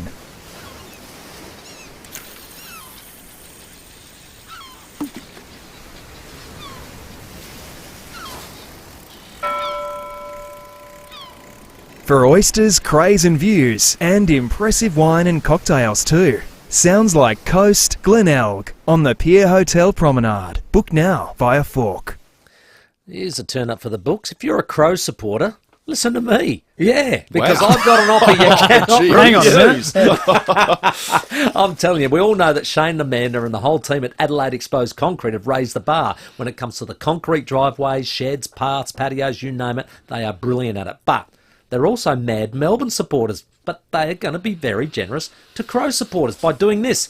You got the opportunity to win a $500 voucher to the Adelaide Oval Hotel, plus 2 tickets to any Crows game from now to the end of the season. How good is that? Now, this Friday, I'll be asking listeners to call in or text just to say the closest winning margin for the game between Melbourne and Adelaide this Saturday night. So you've got to tell us exactly what that margin will be, and you could win $500 voucher to the Adelaide Oval Hotel plus 2 tickets to any Crows game from now till the end of the season. So that's all thanks to the awesome folks at Adelaide Exposed Concrete, best on ground all year round. For over 38 years, Steinborner Automotive has always been well worth a trip. And right now, Steinborners are the place to go for top dollar on your trade-in. They will do any trade, and this month they are offering a further $1,500 bonus on all trade-ins. So go out to one of Steinborner's 8 locations for Hyundai, Mitsubishi, Ford and SA's best range of used cars. View all their used vehicles at steinborner.com.au. Steinborner Automotive. It's well worth a trip. A walk is an amazing thing. All it really involves is putting one foot in front of the other. But spend a little time doing it and you'll make a big difference to the way you feel. If you can find just 10 minutes a day, that's less than the time it takes to play Bohemian Rhapsody twice. You'll end up in a better place, even if you only go around the block. A walk can work wonders. So start with 10 minutes today. A message from the Government of South Australia. This end of financial year, eBay is bringing excitement back with all the best deals in one place. We're talking millions of items on sale. Visit ebay.com.au to shop eBay's end of financial year sale today. Scraped your caravan? Your insurance should cover that. Speak to Walker Crash Repairs and let them fix it. This is the 5AA Sports Show. It's the person, and once you got to know him, he was larger than life, a great storyteller, personable, entertaining. So he's a great friend and raconteur and somebody we looked up to, but as a sportsman, one of the greats will never be forgotten. 9 minutes after 5. That's Bruce McAvaney speaking of the late Neil Kerley, and in a moment's time we'll be chatting to KG Cunningham, who is one of the very close friends of Neil. We'd love to hear from you as well as you pay your respects, and of course send in your tributes. 8223 0000. Caroline Wilson to come up after 5:30 as well. Bill Sanders and Max Bashir will be joining us as well in the next hour, so still plenty more, as we'd love to hear from you. It's a very sombre day. Indeed, but our next guest, you mentioned it a couple of times, Sam, is KG Cunningham, who has been such a close friend and confidant. Of course, they worked together, Ken and Neil worked together for so long, and it was just must-listen radio. It's part of my memories growing up, listening to these guys. And Ken, thanks for giving us some of your time, and condolences, because I know how much Neil meant to you. Thanks, Bex. Yeah, thank you. Pretty sad day, I can assure you. I'm sorry. No, I'm going to struggle. Yeah, KG, Timmy, mate, I just want to take you back to the days that Bix is talking about, when we all grew up watching all the footy shows that used to be on, and, you know, remember the days of Max Hall and, you know, the Sunday mornings, and you get curls on those panels, and I used to love the banter that used to go on through that. They were just fantastic days, weren't they, on the TV? Oh, Tim and Bix, they were days when it was footy, and Curls was the man to sort of stir the panel up, if you like. He used to light the fire, then nick off and leave us to have a fight between ourselves. And they were wonderful days. Maxwell, Curls, the late Wally May, Wally May on Channel 9. I remember one in particular, Cage, where Mal Brown came on, and it might have been after a state game or something. And gee whiz, you got Mal and Curls going at one another. That is spark flying. They were like two raging bulls. But you know, he was a unique character. When Curls was made or born, they threw the mould away, because there will never be another Neil Kerley. His influence on my life was enormous, not just in my sport, but in my life generally. And it's only for 50-odd years, and to go up with him and be a part of that era, I'm just so grateful and so thankful that I had that opportunity. And I just cannot believe when Graham Studley rang me, that he's gone. He was to me Bix, and to me invincible. Oh, it was that to so many of us. That's the way you looked at him, and you thought he would go on forever. I want to take you back, Ken, and this is a question without notice. What was your first association? How did you first come in contact with Neil? Well, it was I first came in contact with Neil when I knew of Curls. I was a mad West Adelaide man. He was my idol, him and Jackie Lynch, and I used to walk down to the Adelaide Oval, which was Westie's home ground in those days, with a black duffel coat on with number 1 in red on my back. And the first time I actually came across him was when I umpired him. Yeah, well, exactly right. He used to be the captain, the vice captain, and the umpire, all involved in one in every game. And that sort of controlling him was an enormous talent. But our friendship just somehow blossomed from those days in footy, and you know, and then we went, you know, up to Walker Flat, yabbying with him, and oh God, they were just some unbelievable times with him. Gage, you mentioned that, you know, he was a big influence on your life, but he was. He nearly took your life, didn't he? In a grand final, or was it a prelim? Was it a prelim final? Well, this is the untold story, but it's a true story. It was when Curls was first appointed captain coach of South. He left West Adelaide in 64. Yep. I umpired the 64 prelim final where South played Sturt. South making the prelim in Curls' first year as captain coach, and I was taken from the ground during the third quarter. Did not know what had struck me. I took no further part in the game. Anyway, South Adelaide somehow got up and beat Sturt in that final. They played Port TV the next week in the grand final in 64, and I was appointed the umpire of that game, subject to a fitness test after being knocked over the previous week. And I'll never forget it. In those days, we used to inspect the sprigs on the ground. I did Port, said to Johnny Cale, Jack, good luck as you do. Did to South Adelaide, and Curls was the last set of boots that I'd look at. And I said to Curls, as I said to Jack Cale, good luck, Neil. He took one step, and this is a true story, one step towards me and said, Ken, don't give us this good luck bullshit. If you don't give us a go today, I won't knock you out in the third quarter. I'll knock you out in the first quarter. Classic story. it's amazing. South Adelaide won their first premiership in about 45, 46 years. Okay, so you held up your end of the bargain. Yeah, we're still waiting, Ken. We haven't won one since. Quite remarkable. What I mentioned before, so Ken's got this great.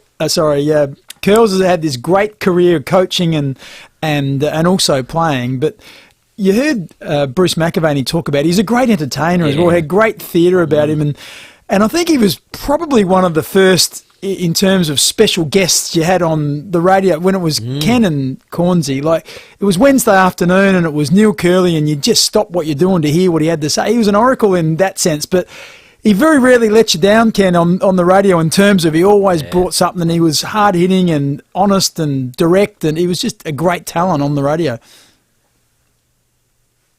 Well, we might have lost KG for a moment. Maybe we'll just give him a quick buzz back. It sounded like his phone was... Do you know one thing, when you said that, and I remember that sort of era, but there was, and you'd remember this, Bix, there was a moment in the 80s where Curls would pick his team of the week. It was the West End All-Stars. That's right. And if you got in that team for the first time, you got a West End All-Stars pack. No way. And it was a West End bag and a polo. Remember the polo? And I got a cardigan still. It's so bad that I kept it. Yeah, because it's good. It's so good. You got a stainless steel Stein with your name engraved on it. It was one of the most exciting things you could get was in that team, and Curls used to pick it. And I remember for weeks and weeks on end, I just could not get in this team. and it didn't matter what I did. And we were winning a lot of games there. I saw him at KG's... he used to have the TV show straight after the KG's game. Footy show. And you go on the panel. And I said to Curls, I said... Any chance? Yeah, any chance I could get in the West End All-Stars, please? Following week I was in. Oh, how good's that? Held up his end of the bargain. KG's back, I think. KG, we got us? Yeah, I'm sorry, boys. I don't know you're juggling, boys. No, that's right. You're good. You've got to watch your language, Kate. We were just talking about Neil Kerley, the entertainer, and what he brought to your show. He was must listen to stuff on I think it was a Wednesday night. Well, that's the story. When I started the radio back in 1977, we employed Teddy Whitten to do 5:15 Monday nights, and then we employed Curls to do 5:15 Wednesday nights. And they were absolutely off the ground. They were good mates. On the ground, they hated each other. Do you reckon that didn't cause some sparks and fireworks in those days? But unbelievable stories. But they were good mates off the ground. And KG, we've had a plethora of stars on already. You know, Stephen Cunningham, Peter Carey, Bernard Conlon. You know, and you go. You just remember that golden age of State of Origin football, and he was one of the guys leading the way. But, you know, you were heavily involved, and it really was a terrific time to be in that state rivalry, wasn't it? Oh, to me and Bix, it was unbelievable. Curls had that aura about him. When he walked into the room, he took control of whatever was happening there. He had this fantastic passion for State of Origin football. He had an even bigger passion and his lust for wanting to beat Victoria and to knock off E.J. Whitten, Teddy Whitten. And the build-up to those games when to the games were unbelievable. Piggybacking Teddy with Yes. and curls that down was the bets run they used to have, wasn't it, Coach? Yeah, that was the bets they used to have. A bet, we beat them one day, and Teddy Whitten had to piggyback me down the ball until we got to the corner of King William Street, and where he threw me off and went out in the middle and controlled the traffic. And so we stuck it up, yeah. We stuck it up, yeah. We stuck it up, yeah. Oh, what a classic, Coach. Hey, mate, those days are gone. Oh yeah, but what fun days they were, and that's the whole thing about what memories. And that's what I think Curls embodied is actually just living. You know, don't talk about it. Go and do it. And he would just make sure that was always happening. You know, something's going to be happening, and I'll probably be in the middle of it. Well, guys, the thing that and I love the bloke. I say that unashamedly. I've told him many times. And the thing that I've loved about him, one of the many things, is the fact that he was a self-made man. There was no silver or gold spoon in his mouth. What he achieved in life, and which was enormous, he did it because he wanted to do it his way, and he was his own man. But there was another side that I knew with Curls, that he was a very, if you're a good friend of Curls, he was a very, very loyal, honest and sincere friend. And we only spoke the other day at a cup of coffee over what plans we would do for his 90th birthday, and now to think that he's gone, I just can't come to terms with it, unfortunately.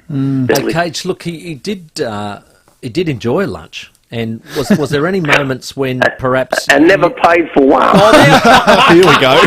I was just wondering whether you got caught up in one that perhaps you... No, I got caught up paying for him. He never had his hand in his skyrocket in his life. I'll tell you one thing. He was you mentioned it there, and it sort of caught my ear when he was a take charge type of guy. There was just... He would walk in, and if something wasn't to his liking, he'd change the music, he'd do whatever. And I remember we went on a camp when the Crows first started, and we stayed, I think it was Rapid Bay. And we were up there. Did that involve the chicken? Yeah, it did, because they might have been roosters, Ken. And we'd had a really big day the day before, and these roosters were crowing very early in the morning. And a few of the boys were sort of a bit unhappy about that, and we got up for breakfast, and Curls just said, "Did anyone hear those roosters last night?" And we said, early this morning, we said, "Yeah, God, what a pain in the backside." He said, "Well, you don't have to worry about that tomorrow morning." He was a take charge type of guy. And then, of course, the people who were at Rapid Bay were a little bit put out because they came out and said, "We seem to have lost our roosters. I'm not quite sure where they are." So, but he was... He was that type of guy, and of course the players loved him because he would stick up for him. He was hard, but he was pretty fair along the way as well, which was always fun. Mate, he'd walk into the room, and if there was a meeting or a conversation happening, and he wasn't actually a part of it, he'd walk into the room, and straight away Curls would get involved, and the people absolutely loved him. He had an aura about him. And the ability to take control and make things happy and make people laugh. And I can recall many times I used to ring him and say, "How you going, Curls?" And he'd say, "Fantastic fellow worker, fantastic fellow worker." Yeah. Hey, Kate, and I used to say to him, "One of these days you're going to say to me, Curls, that you feel absolutely dreadful." I said, "No," but it never happened. It never happened. Fantastic. Cage, Steve Maris and Phil DePinto, who had a very close relationship with Curls up the river. I spoke to them today. Yeah, well, they have a lunch coming up in August for their charity, their Children's Foundation, Living Without Limits, and they're going to dedicate it to Curls, and they want to send their love to you, mate. And I know that I was invited to that dinner because Barry Robran and Russell Ebert used to help him out with that charity as well, and Curls, of course. And it was just unfortunately for these guys that there's another missing seat at the table, mate. So it's very sad. It's a big missing seat to me. And you can't fill those shoes, can you, mate? No. What he's done for South Australian football just can't be measured. It's just been fantastic, like known as the King Knuckles, the handshake. Every part of Curls, there was something magical and something that I loved, and I dearly loved the man, absolutely. When you walked out the first time as umpire, oh, against, it's West Adelaide playing, and you had to go to him. Was it like sort of meeting your idol and going, I can't believe this moment, pinch myself moment? I'd grown up with Curls, as I said, as my idol, but to walk up and when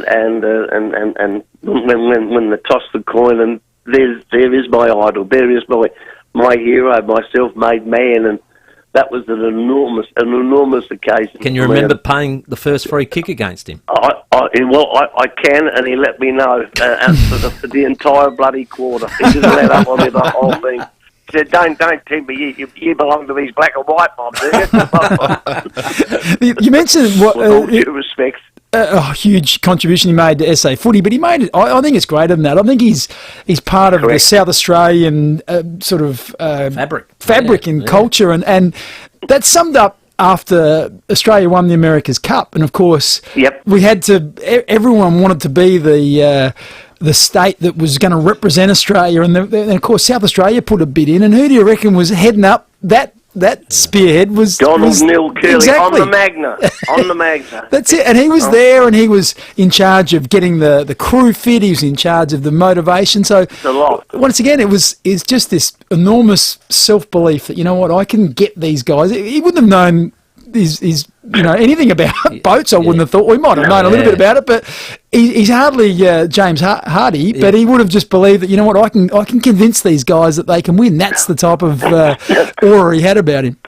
Exactly right. And I can recall going to Walker Flat, his home, about 2 months ago, and he showed me a room involving those days of the America's Cup. Yeah, right. And he had all the tops of every yacht that competed. He had jumpers, Guernseys, hats. He had the whole lot on display there. But he'd knocked a lot off, and as only Curls could do. Nobody else could get away with that, but Curls did. Unbelievable. And that inspiration, Cage, is that what made him a great coach? Yeah. Is it that? No way, but he knew how to handle people, but he was just absolutely fantastic, Curls. You could not but listen to him. Just the look on his face, the way that he presented himself, and at times he'd frighten the living daylights out of you. But that was Curls. That was Curls.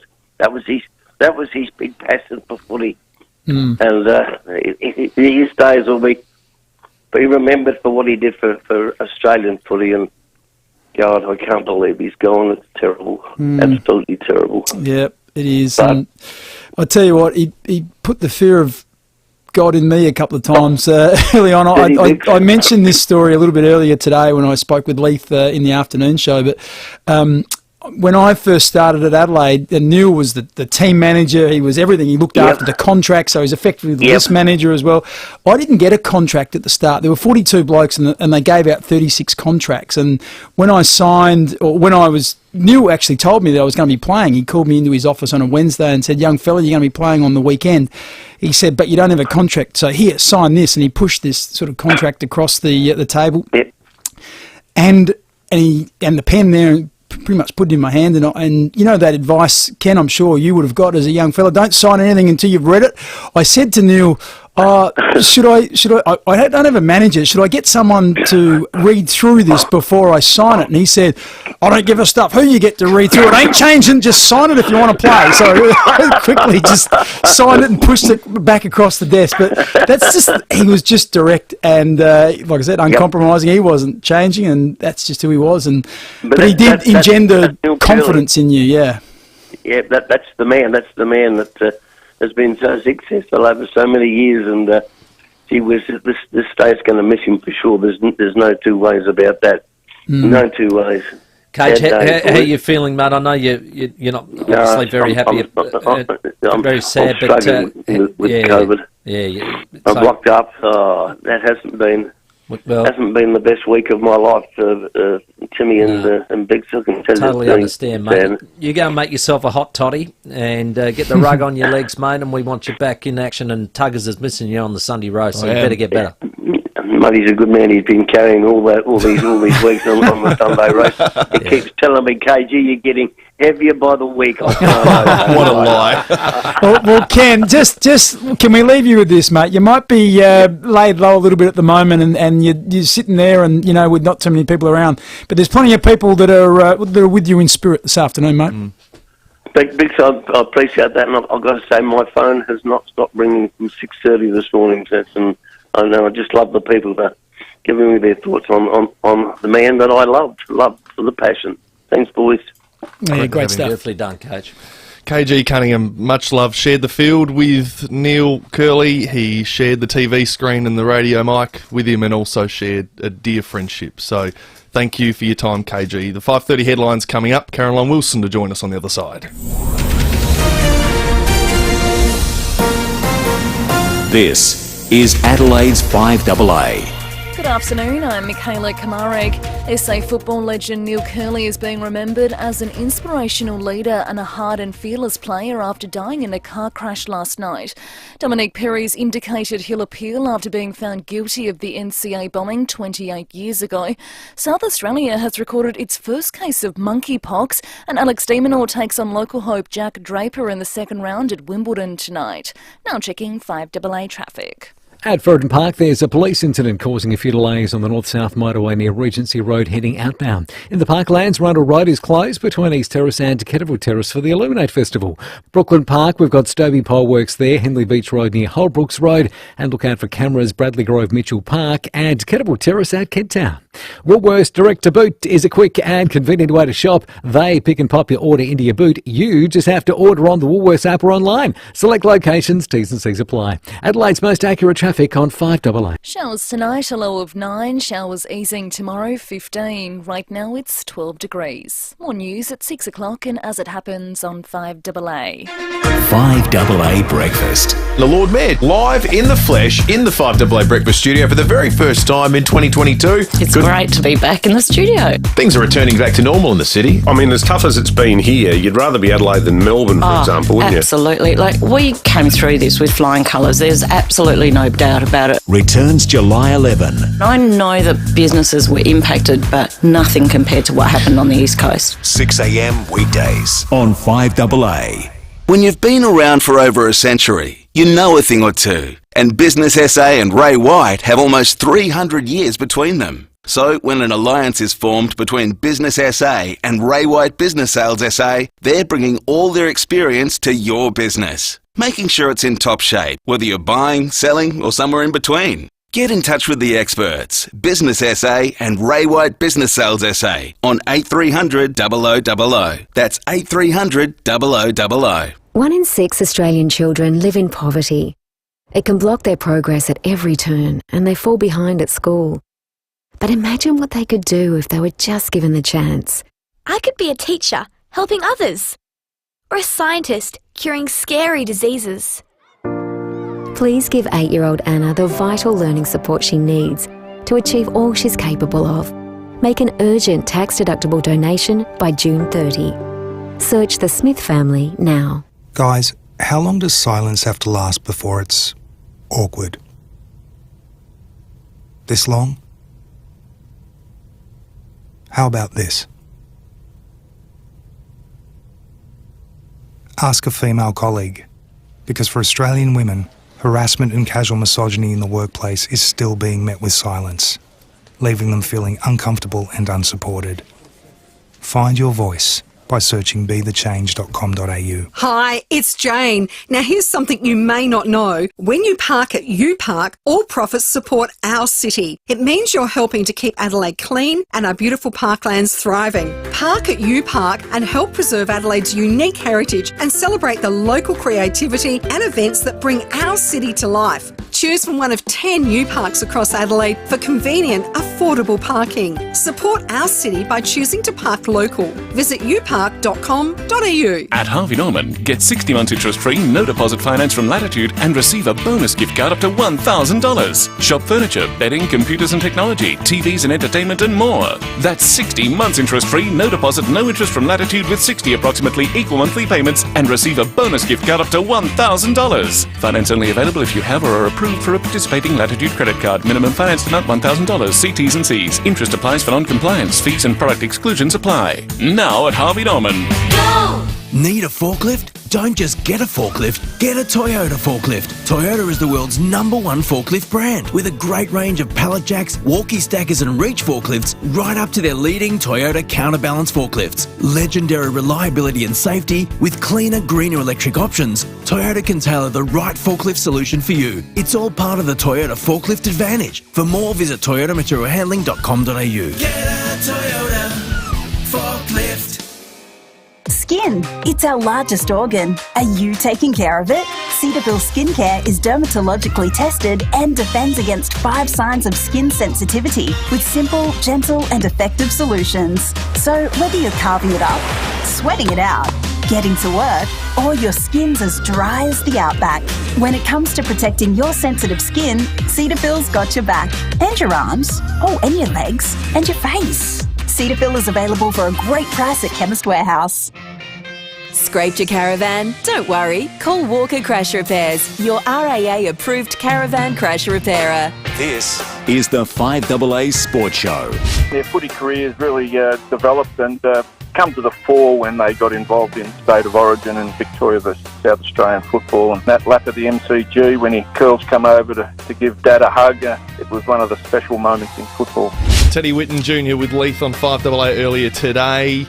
One of the many tributes that have flown in, and you can hear clearly over in Victoria he had just as much an effect, Neil Kerley, on those around him than he did here in South Australia. And time now to speak to someone who is over there and would have felt just that. Caroline Wilson, thanks to Harvey Norman Clearance Centre, a great range with manufacturer's warranties. Harvey Norman Clearance Centre, 919 Marion Road, Marion.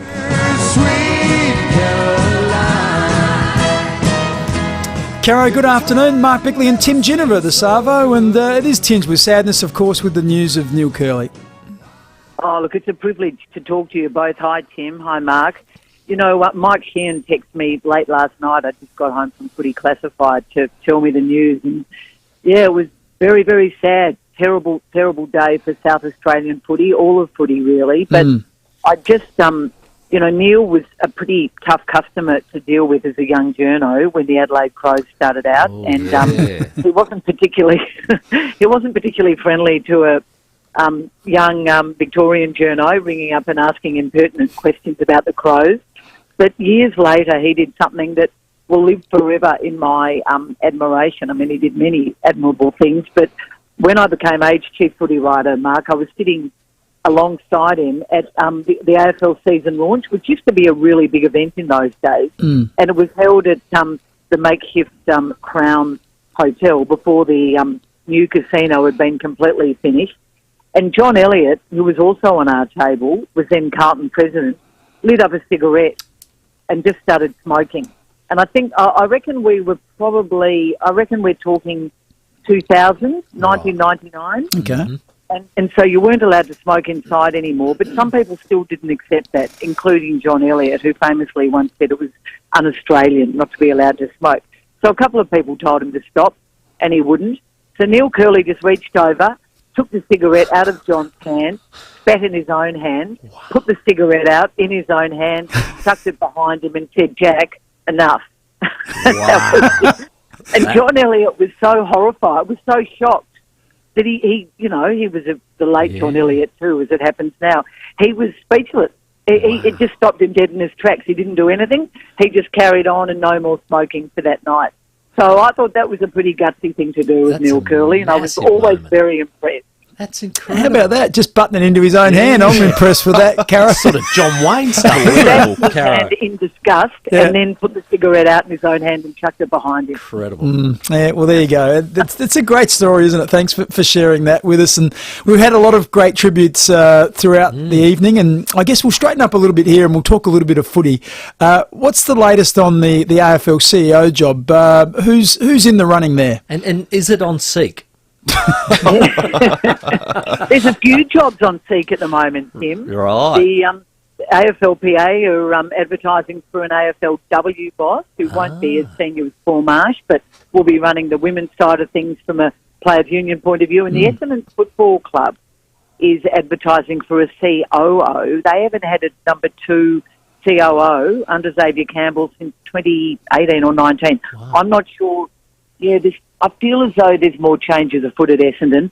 But in terms of the AFL CEO's role, and how extraordinary to think that Xavier Campbell was sort of seen to be in the running a few years ago, not back an opportunity to go and work at the AFL, and things sort of fell a bit apart for him in terms of his relationship with Dylan McLaughlin after that. Not in a bad way, but in terms of being an heir apparent. Look, Brendan Gale and Tom Harley have been widely seen as the 2 club favourites, if it is going to come from Clubland. Sam McClure on Footy Classified last night talked about the Western Bulldogs president, Kylie Watson-Wheeler. I'm not sure whether she will put in for the job. She's obviously the head of Disney in Australia as well. And the internal candidates, Andrew Dillon and Travis Old. And Andrew Dillon seems to have edged ahead in favouritism there. But another CEO has come into contention, and my understanding is will be interviewed by the AFL Commission in the coming weeks, and that's the GWS boss, Dave Matthews. He, of course, is a former game development executive at the AFL. I'm not sure whether Dave Matthews, I don't think I would declare him as favourite for the job, but it's just interesting that they are casting the net and talking to a few more candidates than we thought they would. Patrick Delaney, head of Fox, is also been up there and is someone the AFL wants to talk to, and also Stuart Foxy, head of the MCC. But the view of several people is that Stuart Fox is probably pretty happy where he is running the MCC at the moment. So just interesting to see a few club CEOs. I still see Brendan Gale as my selection. I just think he's done an extraordinary job at Richmond. Declared flag, debt free and 100,000 members on television, and then delivered it. But also the leadership he's shown, the way he's built a failing football club into a powerhouse, really. And I think a lot of other stuff besides, and his credentials. But, Andrew Dillon is a great candidate as well. Cara, you almost took the words right out of my mouth. I don't think I've spoken to one person that doesn't want Brendan Gale. He's got football pedigree, of course. He's played for a decade. He goes away. I think he's a lawyer, so he's got that sort of commercial acumen. He's proven that at the Richmond Footy Club. He's measured. He's made great decisions. Everything. I think he's the full bottle. And for me, having a football person running football makes a lot of sense. Look, I've said this many times on this show, but I cannot understand why there are so few former players and former club bosses. I know we've got club board members on the commission, but there's no one who's played at the highest level on the commission anymore, and there's no one on the AFL executive anymore. The most senior person at the AFL who's played is Brad Scott. Now, Brad Scott is an influential person at the AFL, but he's not an executive. I don't see how the commission can function without someone who has worked full-time in a club or who has played the game. It's just extraordinary to me, and I really hope that changes. Even the more recent people like Chris Langford and Mike Fitzpatrick really weren't around in the full-time era. They were still playing when it was part-time. So it's screaming out for someone. Yeah, I was going to say, Cara, what about the rumours going on about the former treasurer, Josh Frydenberg? Was there any sort of truth to that? I don't think so, Tim. There were certainly rumours, and I think SEN broke the story. Interestingly, in Monday's Financial Review this week, there was a column on the back page of the Financial Review suggesting that Josh Frydenberg himself might have made the contact, might have made the initial approach, and might have then somehow the story got leaked to SEN. Now, I'm not in any way saying that story is correct, No. but that's what was reported, and what is certain is that Josh Frydenberg is not in the running to be the next AFL It's not a CEO. bad tactic. I might use it next time. Your name's been mentioned, Tim. Hey, Caro, we know that one of the things that Gil wants to do is get the broadcast rights sorted and leave that legacy.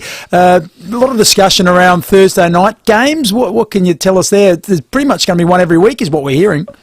Well, I don't think it'll be every week, Mark, but I reckon we'll have at least 15 next year and potentially more. Channel 9 has made it clear that they would love to broadcast Friday nights. There's a view that Channel 9 would also be interested in Saturday nights, but my understanding is Thursday night is something they've put in for. Channel 7, of course, want to have the lion's share of free-to-air games, but Channel 9 has come in as a contender.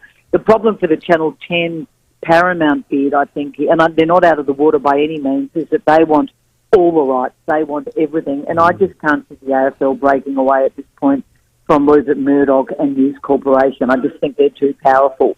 I think that would be too much of a big stretch.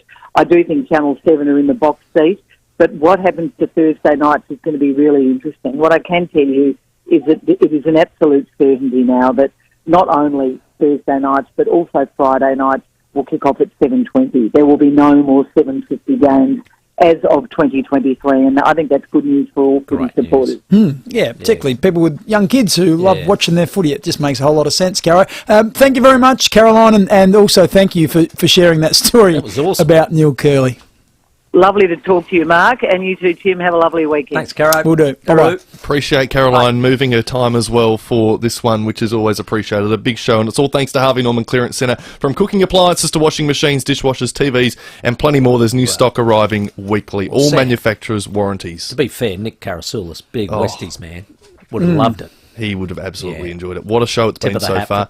for It curls. only continues as well. We've got Max Bashir and Bill Sanders still to come on the other side of this break. First, we'll check the traffic. Lunch at the Coast Glenelg, $35 weekday lunch specials. They include a glass of beer or wine. Book right now. At Port Adelaide, there's a smash on St Vincent Street at Commercial Road. Modbury reports of another smash. This one's on Smart Road near Reservoir Road. Ferryden Park, look out for a police incident that's causing a few delays on the north-south motorway near Regency Road heading outbound. And we're busy at the moment, Cross Road near South Road. Cameras, Cliff Street, Glengarry and Dunrobin Road at Hove. Bunnings Trade is making it even easier to grab a tax-tie deal. Open 7 days and late on weeknights. Can't get in? Shop online 24/7. Bunnings Trade, helping business is their trade. Adelaide's most accurate traffic on 5AA. Join star players from the Power each week on Roey's Sports Show. Thanks to One Solution. Protect and improve your business with One Solution. Winner of the National Telstra Enterprise Customer Excellence Award. Thanks, Australia, for making Polaris Australia's #1 selling side-by-side brand 21 years in a row. Polaris offers the largest range of side-by-side vehicles and over 30 models to choose from.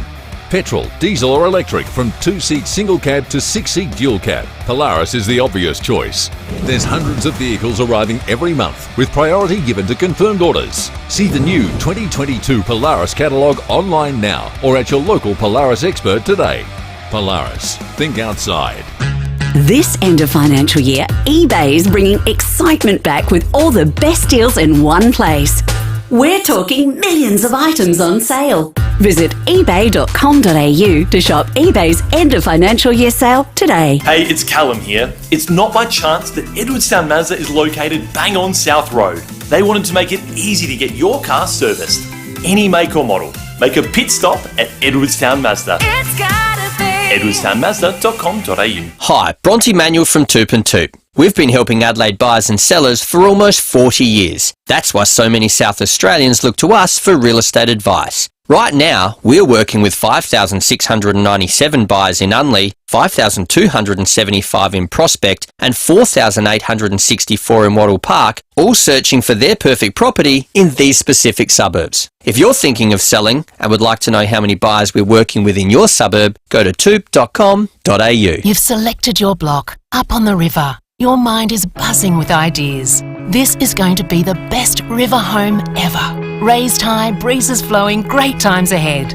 But first, you need to walk through the Selector Homes display village and let your design ideas flow. Selector Homes have been creating holiday homes for over 25 years, and they are experts in building pole homes. Selector Homes and Building Solutions Display Village, Port Wakefield Road, Burton. Visit selectorhomes.com.au. Hi, Rodney Jane here. Make this end of financial year a safe one at Bob Jane T-Marts. Buy 3 tyres, get 1 free, and get up to $100 instant cash back on these top brands such as Bridgestone, Goodyear, Yokohama, Michelin, Dunlop and the Bob Jane All-Rounder. Buy any 4 Monster wheels and off-road tyres and enter to win a fantastic OzTrack camper trailer. At Bob Jane T-Marts, we'll look after you. T's and C's apply. SA permit number T22367.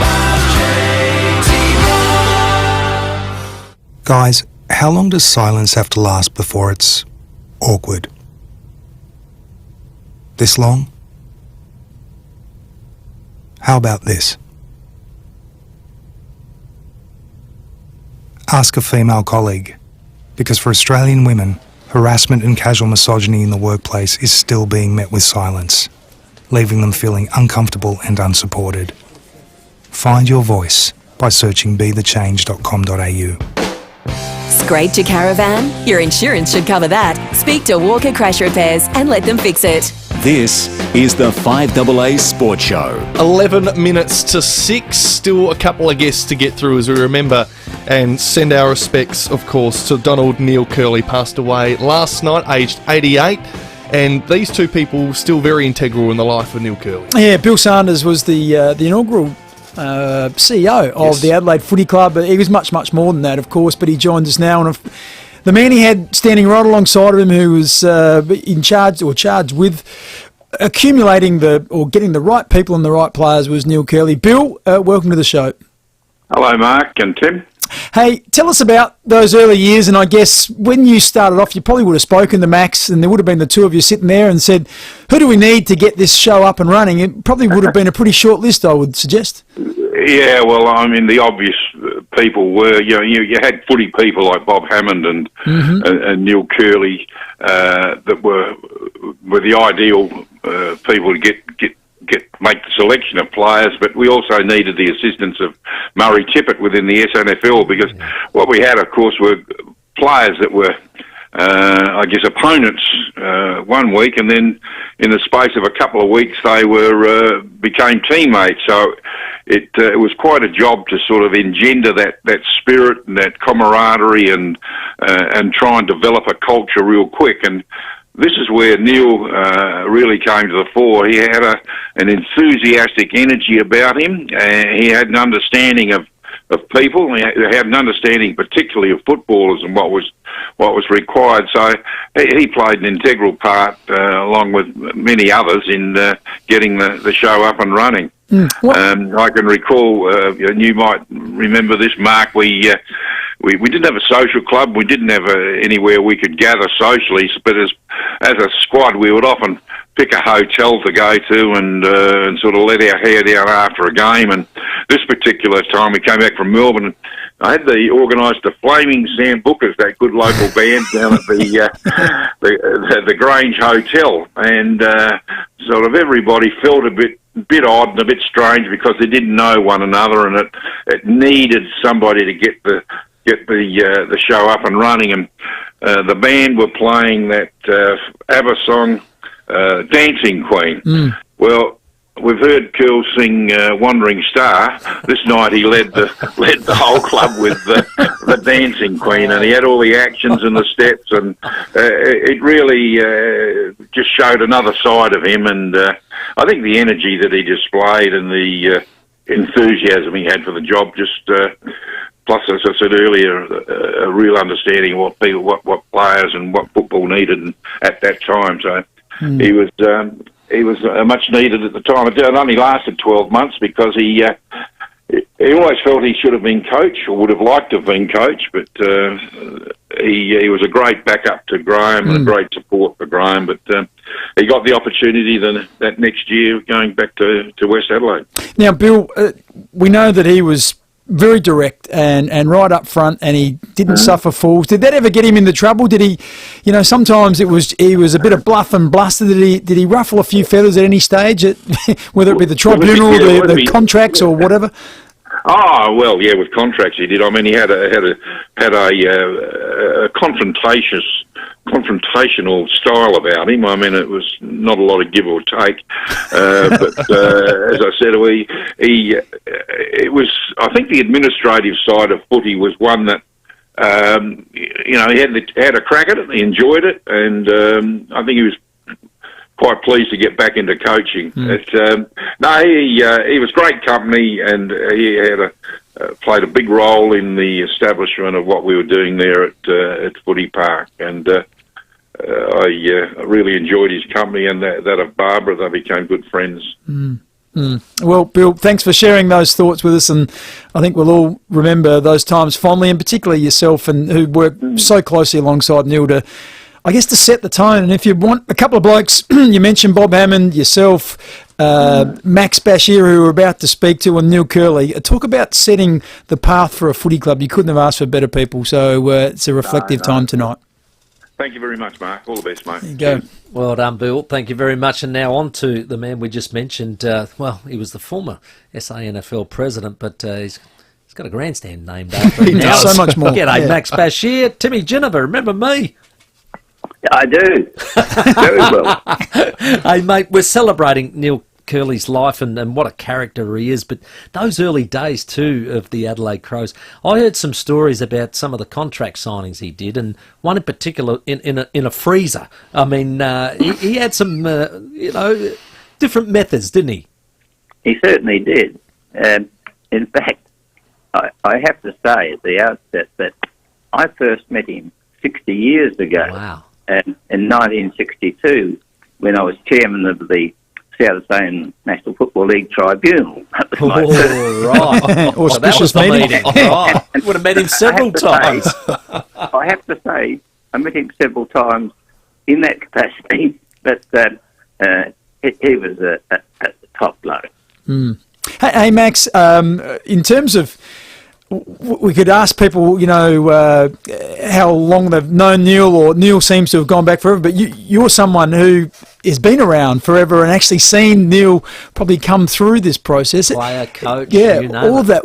Just tell us the impact that he's had on South Australian footy, because you've seen it over generations. Certainly I have. I've really had a lot to do with him over the years.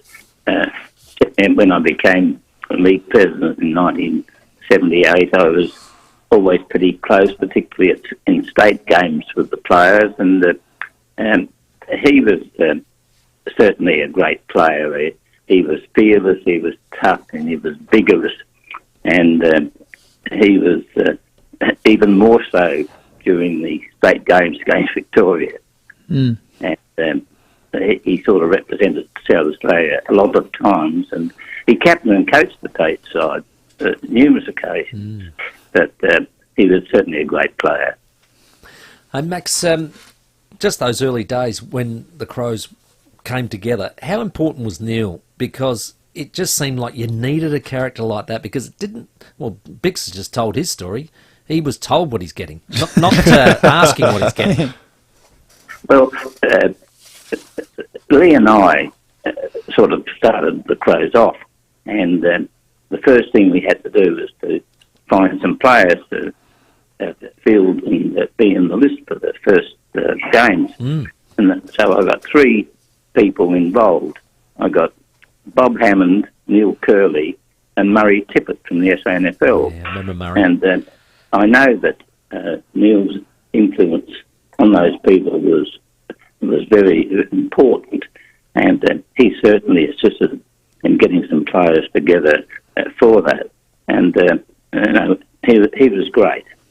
No doubt about that, Max. Well, we remembered him fondly this afternoon. We heard lots of stories from teammates and colleagues like yourself, and like I said, it's been enlightening, and it's been cathartic almost that we can share some of the great memories of Neil Kerley. He had such an impact on the footy scene and also our state, and we appreciate you giving us some of your thoughts about Neil.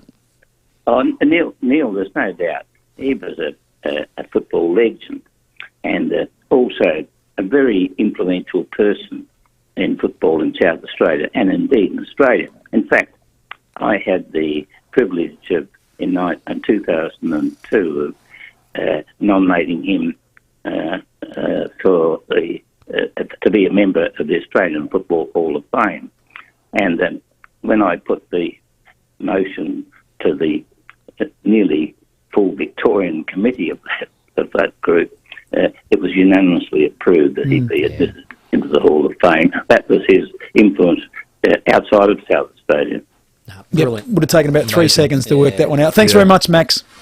Thank you. See you, Max. Amazing to have him on the show. What a show. So many special people and incredible stories that we've shared along the way. Thank you for your contributions as well on the text line. Just on that, can I just say, absolutely, how well is Max Bashir going, by the way? He just sharp as a tack. I believe Now he's 95. 95, Max. Yeah, just, and we just talked briefly, like, how many times have we had fun with Max, whether it's state footy or at the Sandful or McGarry Medal or all those types of things. Max's premiership dinners. Exactly right. He talked about he loved getting around the players. He certainly did in the Sandful. What a great place that was, and what a culture he bred there. But we've got some teams in. Well, we're 1 minute to 6, so we've got to get to the news. But you're right. Teams are in. Thilthorpe, Murphy and Jones in for the Crows. McAdam, Hamill and McHenry all out with injuries. Port Adelaide, Bonner the only out with injury as well. Burgoyne, Burne-Jones, Clury, Orazio and Robbie Gray, all included into Port's squad. We'll hear more tomorrow when all the coaches join us for Footy Friday. Thanks to Rusden. We'll convene again at 4 o'clock tomorrow. Introducing the Wheels Car of the Year, the fully electric Kia EV6. Leading the charge with over 500 kilometres